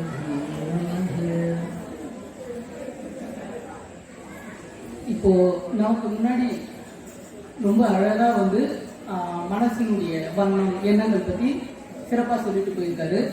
அடுத்ததா வந்து மொழி மனதின் வெளிப்பாடு அப்படிங்கிற தலைப்புல நம்ம இப்ப கொஞ்சம் விஷயங்களை பத்தி பேசுறோம். முதல்ல மொழி அப்படின்னா என்ன அப்படின்னு நமக்கான ஒரு கேள்வி. இதுக்கு மொழி அப்படின்னா என்ன? இப்போ நான் ஒரு விஷயத்த, எனக்கு தெரிஞ்ச ஒரு விஷயத்த இங்க பகிர்ந்துகிட்டு இருக்கேன். அப்போ மொழிங்கிறது என்ன? எனக்கு தெரிஞ்ச ஒரு விஷயத்த நான் பகிர்றதுக்கு பயன்படுத்தக்கூடிய ஒரு மீடியம். மொழி அப்படிங்கிறது ஒரு மீடியம். ஆனா இந்த மொழி நம்ம பாரதத்தில் இருக்கக்கூடிய நாம் எல்லாரும் நம்ம ஒரு விஷயத்தின் மூலியமா நம்ம தெரிஞ்சுக்கணும். இந்த மொழி எப்படி உருவாச்சு அப்படின்னா, எல்லாம் வல்ல சிவனா இருக்கக்கூடியவர் அவருடைய டமருனா உடுக்கை ஒலி இருக்கு இல்லைங்களா, அதை வந்து அவர் இசைக்கிறப்ப மகேஸ்வர சூத்ராணி அப்படிங்கிற ஒரு சூத்ராணி இசைக்கிறாரு. அதுல இருந்து தெற்கு அதாவது வடக்கு தெற்கா அதை வந்து இசைக்கிறாரு. அப்படி இசைக்கிறப்ப தெற்கு பக்கத்துல இருந்து வர்றது வந்து நமக்கு வந்து தமிழும், வடக்கு பக்கத்துல இருந்து வர்றது வந்து சமஸ்கிருத மொழியாகவும் வந்தது அப்படிங்கிறது நம்முடைய முன்னோர்கள் நமக்கு சொல்லி இருக்கிற விஷயம். இதை நம்ம இந்து தர்மத்தின்படி நம்ம எல்லாரும் தெரிஞ்சு இதை நம்ம முக்கியமா ஏற்றுக்கிறோம். ஏன் அப்படின்னா, எப்படி நம்ம இதை நம்ம அக்செப்ட் பண்ணிக்கிறோம் அப்படிங்கிறத ஃபர்ஸ்ட் நம்ம கிளியர் ஆகிக்கணும். எப்படின்னா, எல்லாமே அவர் தான். நம்ம ரொம்ப கிளியரா இருக்கும். எல்லாமே அவருங்கிறப்ப அந்த மொழியும் அவராக தானே இருப்பாரு அப்படிங்கிற ஒரு கான்செப்ட்ல நம்ம எடுத்துக்கிறோம். இந்த மொழி வந்து சமஸ்கிருதத்தை வந்து தொகுத்தவர் புரிஞ்சு மக்களுக்கு நமக்கு இப்ப தொகுத்து வச்சிருக்கிறவர் வந்து பாணினி மகாமுனி. அதே தமிழ் மொழியை வந்து நமக்கு கொடுத்தவர் வந்து தொகுத்து வச்சிருக்கிறவர் அகஸ்தியர். இவங்க ரெண்டு பேரும் என்ன பண்றாங்கன்னா, மொழியை வந்து நான் என்னுடைய இறைவனை நான் இந்த எண்ணத்துல தான் என்னுடைய எண்ணத்துல நான் இது பண்ணிட்டு இருக்கேன், ஆனா இதை இன்னும் அழகாக்கணும், அதை வந்து வழிபடுத்தணும் அப்படின்னு நினைச்சிட்டு அதே எண்ணத்தோட இறைவனை நோக்கி அவங்க வந்து தியானம் பண்றாங்க. ரெண்டு பேரும் ஒரே சமகாலத்துல தியானம் பண்றப்ப உருவாகிறது தான் இந்த டமரு. அதுல இருந்து அவர் இசைக்கக்கூடிய இசையை அவங்க கிரகிச்சு அப்படி நமக்கு கிடைச்ச இந்த இரண்டு மொழிகள். அதுல இப்ப நம்ம எல்லாம் தாய் திருநாடு தமிழ்நாட்டில் இருக்கோம். நம்ம வந்து எல்லாருமே தமிழ் தாய்மொழியா வச்சு பேசிட்டு இருக்கோம். சரிங்களா? இது வந்து நமக்கு நம்முடைய மொழி அப்படிங்கிறத நம்ம ஃபர்ஸ்ட் அண்டர்ஸ்டாண்ட் பண்ணிக்கிட்டு புரிஞ்சுக்கிட்டு தெரிஞ்சுக்க வேண்டிய ஒரு விஷயம். ஆனா இந்தியா அப்படிங்கிறப்ப இந்தியாவுடைய அபிஷியல் லாங்குவேஜ் 22 மொழிகள் இருக்கு. இந்தியாவுடைய அபிஷியல் லாங்குவேஜ் 22 மொழிகள் இருக்கு. கிட்டத்தட்ட ஒவ்வொருத்தருக்கும் ஒரு தாய்மொழி இருக்குங்களா? அப்படி பார்த்தா கிட்டத்தட்ட 15,000க்கும் அதிகமான தாய்மொழிகள் இருக்கு. ஆனா இது வந்து அபிஷியலா தொகுக்கப்படலை, இல்ல இது பண்ண வரையறுக்கப்படலை. ஆனா அபிஷியல் லாங்குவேஜ் 22 லாங்குவேஜ் இருக்கு. இன்னைக்கு சமகாலத்துல நம்ம இந்த டாபிக்கை ரொம்ப அழகா நம்ம எல்லாருமே தெரிஞ்சுக்கிட்டு, நம்ம மட்டும் தெரிஞ்சுக்கிட்டு இல்லாம நம்முடைய குழந்தைகளுக்கும் எதிர்கால சந்ததியினருக்கும் மொழி அப்படிங்கிறதுடைய இம்பார்ட்டன்ட் அது எந்த அளவுக்கு நமக்கு இருக்கணும் அப்படிங்கிறத நம்ம சொல்ல வேண்டிய கட்டாயத்தில் நம்ம இங்கே இருக்கு. ஏன் அப்படின்னு கேட்டீங்கன்னா, மொழியை வச்சு ஒரு மிகப்பெரிய தேவையில்லாத சர்ச்சைகள் அப்பப்போ எழுந்துகிட்டே இருக்கு. இதை நம்ம நிறைய இடத்துல பார்த்துட்டு இருக்கோம். அந்த மொழியை வச்சு வரக்கூடிய சர்ச்சைகளுக்கு நம்ம என்ன பதில் சொல்லிட்டு போறோம்? சிம்பிளா கடந்து போயிட்டு இருக்கோம். அப்படி இல்லை. எத்தனை மொழிகள் இருந்தாலும் நாம் நம்முடைய பாரத நாட்டுல ஒன்னா இருக்கிறோம். ஒவ்வொரு தாய்மொழியோட நம்ம இருந்தாலுமே எல்லாரும் ஒன்றுதான். ஒரு குடும்பத்துல நான் பேசுற ஸ்லாங் வேற மாதிரி இருக்கும், என் தம்பி பேசுற ஸ்லாங் வேற மாதிரி இருக்கும், என்னுடைய உறவினர்கள் பேசுற ஸ்லாங் வேற மாதிரி இருக்கும். ஆனா ஒவ்வொருத்தரும் நம்முடைய வார்த்தைகளை பேசுறோம். அப்படிதான் நம்ம மற்ற மொழி பேசுறவங்களையும் மற்றவங்களையும் நம்ம அனுசரிச்சு பார்க்கணும். முக்கியமா நமக்கு ஏன் இது இந்த மொழியினுடைய இந்த அவசியத்தை நம்ம உணரணும் அப்படின்னு நான் சொல்லிட்டு இருக்கேன், இல்லை நம்ம பேசிட்டு இருக்கோம் அப்படின்னா, இந்த மொழியினுடைய அவசியத்தை உணர்வுனா இன்னும் சில காலங்கள்ல நம்ம மொழியாலேயே நம்ம பிரிஞ்சிருக்கோமோ அப்படிங்கிற ஒரு ஆழ்ந்த வருத்தம் எனக்குள்ள இருக்கு. அதனால நான் இதை ரொம்பவே கிளியரா சொல்லணும் அப்படின்ட்டு நான் இந்த டாபிக்கை கேட்டு தெரிஞ்சு வாங்கிட்டேன். இந்த மொழியா நம்ம பிரிஞ்சிருக்க கூடாது அப்படிங்கிறதுக்கு நமக்கு நிறைய எடுத்துக்காட்டுகள், நிறைய விஷயங்கள் இருக்கு. ஏன் இதை நான் தெளிவா சொல்லுவேன். நான் ஒரு மொழி மேல அவ்வளவு பற்று இருந்து ஸ்கூல் படிக்கிறப்ப நான் என் தாய்மொழியில் தான் நான் கையெழுத்தே போடுவேன் அப்படின்னு இருக்கேன். அப்படின்னா நான் என்ன மாதிரியான தாட்ஸ்லாம் எனக்குள்ள இருந்திருக்கும், அந்த தாட்ஸை நான் இங்கே இறக்கி வைப்பேன். ஏன்னா ஃபுல்லாக பாசிட்டிவ் வைஸ் மட்டுமே இருக்குங்க. அந்த மாதிரி தாட்ஸோடு இருந்தவன். ஆனா இந்த இந்தியா, என்னுடைய தாய்நாடு, என்னுடைய தர்மம், சனாதன தர்மம், இந்து தர்மம் அப்படிங்கிறத நான் ஃபாலோ பண்றேன்னா எனக்கு அந்த தாட்ஸ் தப்பு. நான் அந்த தாட்ஸோடு இருந்தேன் அப்படின்னாக்கா அது சுத்தமா தப்பு. ஏன்னா எனக்கு முக்கியமா என்னை விட என்னுடைய இந்து மதம், என்னுடைய தர்மம், நான் சார்ந்திருக்கக்கூடிய குடும்பம், என்னுடைய சமுதாயம் இதெல்லாம் முக்கியம். சரிங்களா? அந்த முக்கியமான ஒரு விஷயத்தை, என்னை விட முக்கியமான ஒரு விஷயத்துக்கு நான் முக்கியத்துவம் கொடுக்கணும் அப்படின்னா எனக்கு இந்த ஒரு உணர்வு, எனக்கு இந்த மாதிரியான கெட்ட எண்ணங்கள் எனக்கு இருக்கக்கூடாது அப்படிங்கிறதுனால நான் உணர்ந்து அதுக்கப்புறம் நான் நிறைய விஷயம் முக்கியமா இந்த மொழியை பத்தி நம்ம பிரிச்சு பேசுறப்போ இந்த தமிழ் தான் உயர்ந்தது அப்படின்னு சொல்றப்ப எல்லாமே எடுத்துக்கிட்டே வரும். யாரோ ஏதோ சொல்லுவாங்க. இன்னைக்கு வந்த கவிஞர்கள், இன்னைக்கு வந்த புலவர்கள், இன்னைக்கு வந்திருக்கக்கூடிய நமக்கு வழிகாட்டுறவங்களாம் கூட ஏதாவது ஒன்று சொல்லிட்டு இருப்பாங்க. எல்லாத்துக்கும் நம்ம ஓகேன்னு போயிட்டே இருப்போம். ஆனா மொழி அப்படின்னு வந்தோடனே தமிழ்னு நம்ம பெருசா எடுத்துக்கிறோம். நான் தமிழை பெருமைப்படுத்தணும் அப்படின்னு நினைக்கிறப்ப பாரதியாரை விட ஒரு தமிழுக்கு அழகு சேர்த்த, தமிழை வளர்த்த, தமிழுக்கு முக்கியத்துவம் கொடுத்த ஒருத்தரை நம்ம பார்க்க முடியாது. அவரே என்ன சொல்லியிருக்காருன்னா, யான் அறிந்த மொழிகளிலே தமிழ் மொழி போல் ஈதாவது எங்கும் தான் சொல்லியிருக்காரு. பாரதியார் அத்தனை மொழிகளை இலக்கணத்தோடு தெரிஞ்சு வச்சிருந்தார். எனக்கு நம்ம இப்ப பேசிட்டு இருக்கோம், நமக்கே தமிழ் இலக்கணத்தோடு தெரியுமா அப்படின்னா கொஸ்டின்.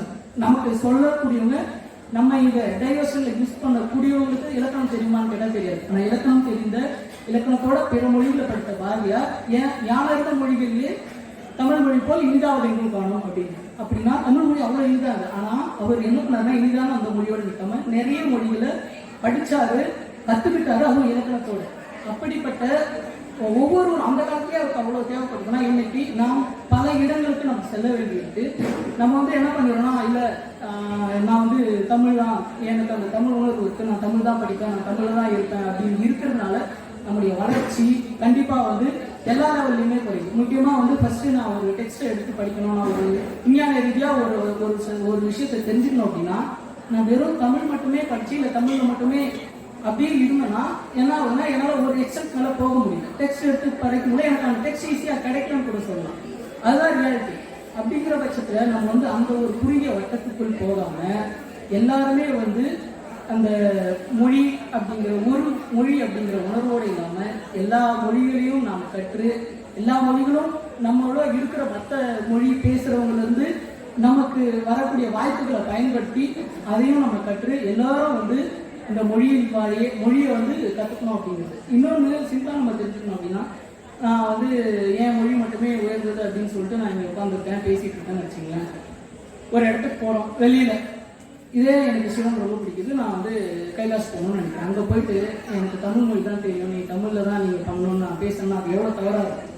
அந்த எண்ணங்கள்லாம் இல்லாமல் எல்லாமே மொழி, நம்முடைய இந்திய கணக்கில் இருக்கக்கூடிய அனைத்து மொழிகளுக்கும் நாம் சம முன்னுரிமை கொடுத்து நம்மை தடுக்கக்கூடியவர்களுக்கு இல்லை நான் வந்து எல்லா மொழியும் கற்றுக்கணும், நான் வந்து படிப்பேன், தெரிஞ்சுப்பேன் அப்படிங்கிற எண்ணத்தை நம்ம ஒவ்வொருவரும் வளர்த்துக்கிட்டு நம்ம சார்ந்த மற்றவர்களுக்கும் சொல்ல வேண்டிய ஒரு முக்கியமான கடமை நமக்கு எல்லோருக்கும் இருக்கு அப்படிங்கிறதோட என்னுடைய இந்த சின்ன உரையை நிகழ்ச்சிக்கிறேன். நன்றி, வணக்கம். எல்லாருக்கும் வணக்கம், சிவராத்திரி நல்வாழ்த்துக்கள்.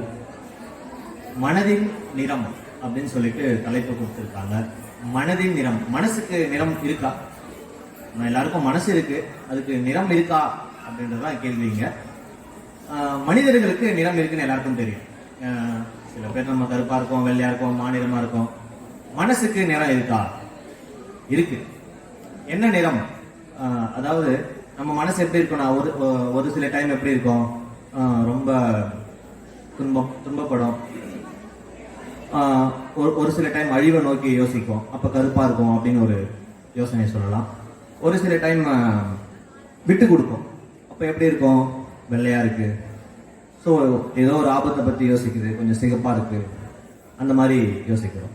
ஸோ இங்க நிறம், இந்த மூணும் நான் என்ன சொன்னேன் அப்படின்னா குணங்கள். மனசு வந்து ஏதோ ஒரு குணத்தை நோக்கி தான் யோசிக்குது. நிறம் அப்படின்னு சொல்றதுக்கு பதிலாக நம்ம எப்படி சொல்லலாம், குணங்கள், குணம் அப்படின்னு சொல்லலாம். ஸோ பேசிக்கா ஒரு 3 குணங்கள் இருக்கு. சத்வம், ரஜஸ், தமஸ். சத்வம் அதாவது ரொம்ப ஒரு ஹை நாலேஜ், நல்ல ஒரு திங்கிங், கிளியர் கான்சென்ட்ரேஷன், இதெல்லாம் நம்ம சத்வத்துக்குள்ள கொண்டு வருவோம். ரஜஸ் அப்படின்னா நம்ம வந்து எதை சொல்லுவோம் அப்படின்னா ரொம்ப அஜிடேட்டட், ரொம்ப ஒரு பதற்றமா, ஒரு நல்ல ஒரு வீரத்தோட, இந்த மாதிரி இருக்கிற ஒரு குணங்கள்லாம் நம்ம ரஜஸ் அப்படின்னு சொல்லுவோம். சாத்வீகம் அதை நம்ம எதை சொல்லுவோம் அப்படின்னு பார்த்தீங்கன்னா தமஸ். தமஸ் அதை நம்ம எப்படி சொல்லுவோம் அப்படின்னு பார்த்தீங்கன்னா ஒரு ரொம்ப லேசினஸ், ரொம்ப தூக்கமா இருக்கிறது, எந்த ஒரு வேலையும் நம்ம செய்யாம ஒரு மாதிரி கொஞ்சம் சோம்பேறியா இருக்கிறத நம்ம தமஸ் அப்படின்னு சொல்லுவோம். ஸோ இந்த மாதிரி ஒரு 3 குணங்கள் இருக்கு. அது யார் யாருக்கு இருக்குன்னா எல்லாருக்கும் இருக்கு. இந்த 3துலயும் நமக்கும் இருக்கும், எல்லாருக்கும் இருக்கும், மிருகங்களுக்கும் இருக்கும், எல்லா உயிரினங்களுக்கும் இருக்கு. ஸோ என்னையே எடுத்துக்கோங்களேன்.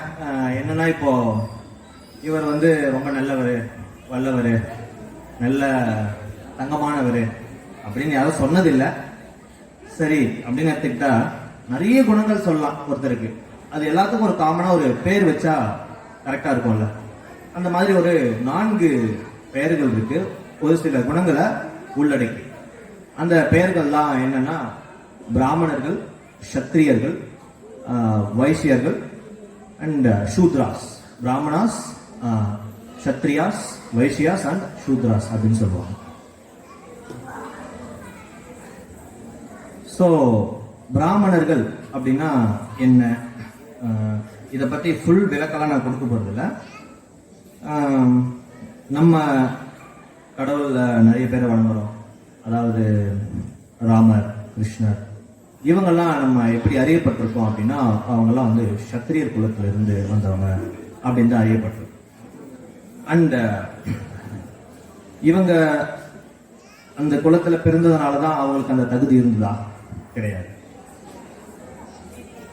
அப்போ அவங்களுக்கு அந்த தகுதியெல்லாம் எப்படி வந்துச்சு, அவங்க எப்படி அவ்வளவு வீரமா இருந்தாங்க அப்படின்னா அது வந்து அவங்களுக்குன்னு ஒரு குணம் இருந்துச்சு. அந்த குணத்தை பொறுத்து தான் அவங்க அப்படி இருந்தாங்க. ஃபார் எக்ஸாம்பிள் ராவணன் எடுத்துக்கோங்களேன். ராவணன் எடுத்துக்கிட்டீங்கன்னா அவரு நிறைய படிச்சிருக்காரு அண்ட் அவருக்கு எல்லாமே தெரியும், எல்லா வேதமும் தெரியும். இருந்தாலுமே அவரை நம்ம எப்படி அறியப்படுறோம் அப்படின்னா அழிக்கும் வல்லமை அவர்கிட்ட கொஞ்சம் நிறையவே இருந்துச்சு. அவரோட ஃபேமிலியிலே எடுத்துக்கோங்க, விபீஷ்ணன். அவர் வந்து ரொம்ப பக்திமயமா இருப்பார். அண்ட் இன்னொருத்தர் கும்பகர்ணன், ரொம்ப சாப்பிடுவாரு, ரொம்ப தூங்குவாரு. அப்போ ஒரு ஃபேமிலியை எடுத்துக்கிட்டீங்கன்னா அவங்களுக்குள்ளவே வேறு வேறு குணங்கள் இருக்கு. ஸோ ஒரு ஃபேமிலியில பிறந்தா ஒரே குணம் தான் இருக்கணும் அப்படின்றது அவசியம் கிடையாது. ஒரு ஃபேமிலியில எல்லாருக்குமே வேற வேற குணங்கள் இருக்கலாம். அப்போ நம்மளோட குணங்கள் நம்மளோட பிறப்பின் அடிப்படையில் இல்லை.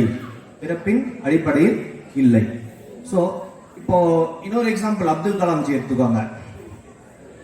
அவர் முக்கியத்துவம் எது கொடுத்தாரு? நாலேஜ்க்கு தான் கொடுத்தாரு அண்ட் சர்வீஸ்க்கு கொடுத்தாரு. அவரை எதுக்குள்ள கொண்டு வரலாம்? அவரை பிராமணரா நம்ம கருதலாம். ஸோ ஒருத்தர் வீரமா இருக்காங்க அப்படின்னா அவங்கள சத்திரியரா, ஒருத்தர் நல்ல பிசினஸ் வரும், அவங்க பையனுக்கு பிசினஸே பிடிக்காது, அவர் டீச்சரா இருக்கார், அந்த பையனை நம்ம பிராமணருக்குள்ள கொண்டு வரலாம், அது அவரோட குணம். அப்ப அவங்க அப்பாவை பிசினஸ் நல்லா பண்றாருன்னா வைசியர், அவருக்கு அந்த குணம் தான் நிறைய இருக்கு.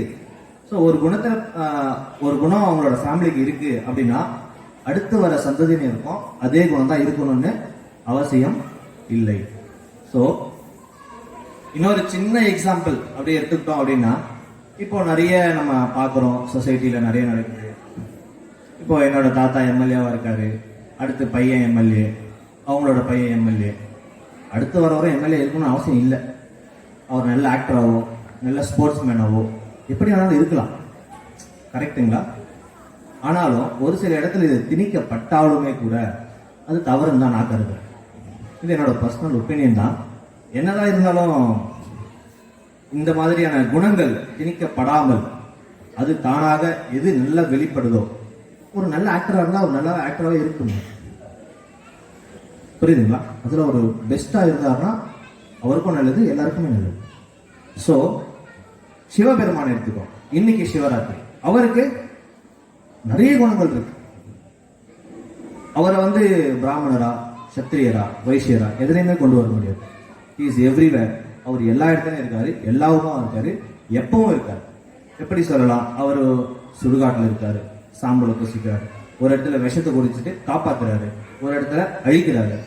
அப்போ அவர் எதுக்குள்ளதான் கொண்டு வருது, எதுக்குள்ளேயும் கொண்டு வர முடியாது. ஏன்னா அது அவரோட குணம், அது அவரோட குணம். ஸோ அவரு எதுலதான் பிறந்தாரு நம்ம எப்படியுமே சொல்ல முடியாது. ஸோ இந்த ஒரு தத்துவத்தோட சிவபெருமான வேண்டி எல்லாரும் நல்லா இருக்கணும்னு வேண்டிக்கிறேன். ஓம் நம சிவாய, ஹரி ஓம். சம்பிரதாயமும் உடல் நலம். நம்ம அன்றாடம் செய்யக்கூடிய வேலைகள் முழுக்க பார்த்தீங்க அப்படின்னாக்கா தாத்தா பாட்டி அந்த முன்னோர்கள் சொன்ன வழியிலிருந்து நம்ம செஞ்சிருப்போம். அதை ஒரு சிலர் புரிஞ்சு செஞ்சிருப்பாங்க, ஒரு சிலர் சொல்லியிருக்காங்க, அதனால செய்வோம். அது எதனால் நமக்கு எந்த அளவு பெனிஃபிட் கொடுக்குது அப்படின்றத தெரியாம நம்ம செஞ்சுட்டு இருக்கோம். அதுல ஒரு சில விஷயங்கள் மட்டும் நாங்க ஷேர் பண்றோம். அதுக்கப்புறம் நிறைய விஷயங்கள் நான் சொல்றேன், அதுக்கப்புறம் நீங்க உட்காந்து ஸ்டடி பண்ணுங்க. அதுல ஃபர்ஸ்ட் பார்க்க போறது ரொம்ப முக்கியமானது, இந்த பஞ்சபூதங்கள்ல ஃபர்ஸ்ட் ஒரு விஷயம் எடுக்கிறேன். அது 3 மட்டும் நான் கவர் பண்றேன். தீ மிதிக்கிற திருவிழா வந்துட்டு கிராமத்துல நிறைய நடக்கும், நீங்க பார்த்துருக்கலாம். அது எந்த மாசத்துல நடக்கும் அப்படின்னாக்கா ஆடி மாசத்துல நடக்கும். ஏன் ஆடி மாசத்துல வைக்கிறாங்க அப்படின்னாக்கா, ஆடி மாசம்ன்றது அதிகமா குளிரும் இருக்காது, மழையும் இருக்காது. ஆனா மழையும் இருக்கும், குளிரும் இருக்கும். வெயில் அதிகமாகவும் இருக்காது, குறைவாகவும் இருக்காது, ஆனா வெயிலும் இருக்கும். இது ரெண்டுமே இம்பேலன்ஸ்டா இருக்கக்கூடிய ஒரு மாதம் அது. அந்த மாதத்துல என்ன ஆகும் அப்படின்னாக்கா அதிகமான உடல் சார்ந்த பிரச்சனைகள் வரும். நிறைய பேருக்கு வந்துட்டு ஃபீவர் வரும், லூஸ் மோஷன் ஆகும். அது மாதிரி பாடியில நிறைய பிரச்சனைகளை கொடுக்கக்கூடிய மாதம் ஆடி.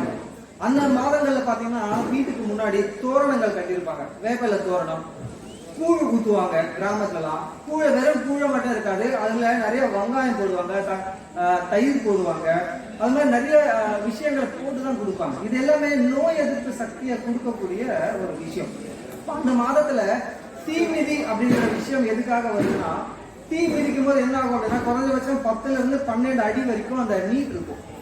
அந்த அந்த அந்த பர்டிகுலர் அந்த அடியில பாடி நடந்து போகும்போது ஒருத்தர் என்ன ஆகும் அப்படின்னா பாடியில ஒரு ஹீட் கண்டென்ட் ப்ரொடியூஸ் ஆகும். அந்த பாடி ஹீட்னு ஒன்று இருக்கு, நமக்கு நெருப்புல நடக்கும் போது ஒரு ஹீட் வந்துட்டு பாடியில வந்துட்டு ஜென்ரேட் ஆகும். அப்போ வெளியில நமக்கு அந்த மாதத்தினால ஏற்படுகிற வைரஸ் தொற்றுக்கள் எல்லாமே அந்த ஹீட்ல நடக்கும்போது என்ன ஆகும் அப்படின்னாக்கா பாடிக்குள்ள இருக்கிறத அழிச்சிடுவாங்க.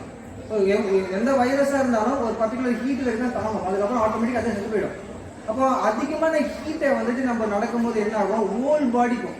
ஸோ வீட்டில் போயிட்டு நம்ம அதை வந்துட்டு பண்ண முடியாதுல்ல. அப்போ ஒரு திருவிழாவாக பண்ணும்போது என்ன ஆகுது அப்படின்னாக்கா அங்கே கிரியேட் பண்ணக்கூட அந்த ஹீட்டோட விஷயம், அதிகமான ஹீட் பாடியில் இருக்கிற கண்டென்ட் தேவையில்லாதது எல்லாத்தையுமே அழிச்சிடும். இது ஒரு காரணமா வந்துட்டு உடல் நலத்துக்காக அந்த மாதத்துல எந்த ஒரு பிரச்சனையும் பாடிக்குள்ள வரக்கூடாது அப்படின்றதுக்காக பார்க்கக்கூடிய ஒரு விஷயம். இது வந்து ஹீட் சார்ந்தது. அடுத்து இதை சார்ந்து ரிசர்ச் பண்ணியிருக்காங்க. நம்ம எல்லாம் செய்வோம், ஆனா எது செய்யறோம் தெரியாம செய்வோம். ஆனா வேற ஒருத்தங்க செஞ்சுட்டு பேட்டன்ட் வாங்கிட்டு போயிடுவாங்க, காப்பிரைட் வாங்கிட்டு போயிடுவாங்க. நம்ம வந்துட்டு செம்மையா இருக்குல்ல, அந்த கண்ட்ரி நல்லா பண்றாங்கல்ல, இப்ப செம்மையா இருக்கு அப்படின்னு நம்ம சொல்லிட்டு இருக்கோம். அப்படி என்ன பண்ணிருக்காங்க யூகே அண்ட் யூஎஸ்ஏல என்ன பண்ணிருக்காங்க, அமெரிக்கா லண்டன்லாம் fire walking institute of research education அப்படின்னு சொல்லிட்டு ஒரு ரிசர்ச் சென்டர் வச்சிருக்காங்க. அதுக்கு டீச்சர் ட்ரைனிங் கோர்ஸ் கொடுக்குறாங்க. காசு கட்டி ஃபயர்ல எப்படி நடக்கணும், அது நடந்தா என்ன பெனிஃபிட் ஆகும், அதை எப்படி வந்துட்டு மனசையும் உடலையும் அது காப்பாற்றும், எந்த அளவுக்கு பெனிஃபிட் அப்படின்னு சொல்லி ரிசர்ச் பண்ணிட்டு அது தனியான இன்ஸ்டியூட்டே வச்சிருக்காங்க. இதை சார்ந்து படிக்கும் போது தான் அந்த இன்ஸ்டியூட் பத்தி நான் நிறைய படித்தேன். அதுல வந்துட்டு என்ன ஆகுது அப்படின்னாக்கா கார்பரேட் பேஸ் பண்ணி எடுக்கிறாங்க நிறைய இடத்துல. ஒரு திடீர்னு ஒருத்தவங்க வந்துட்டு நெருப்பு நடக்க சொன்னா பயம் வரும்.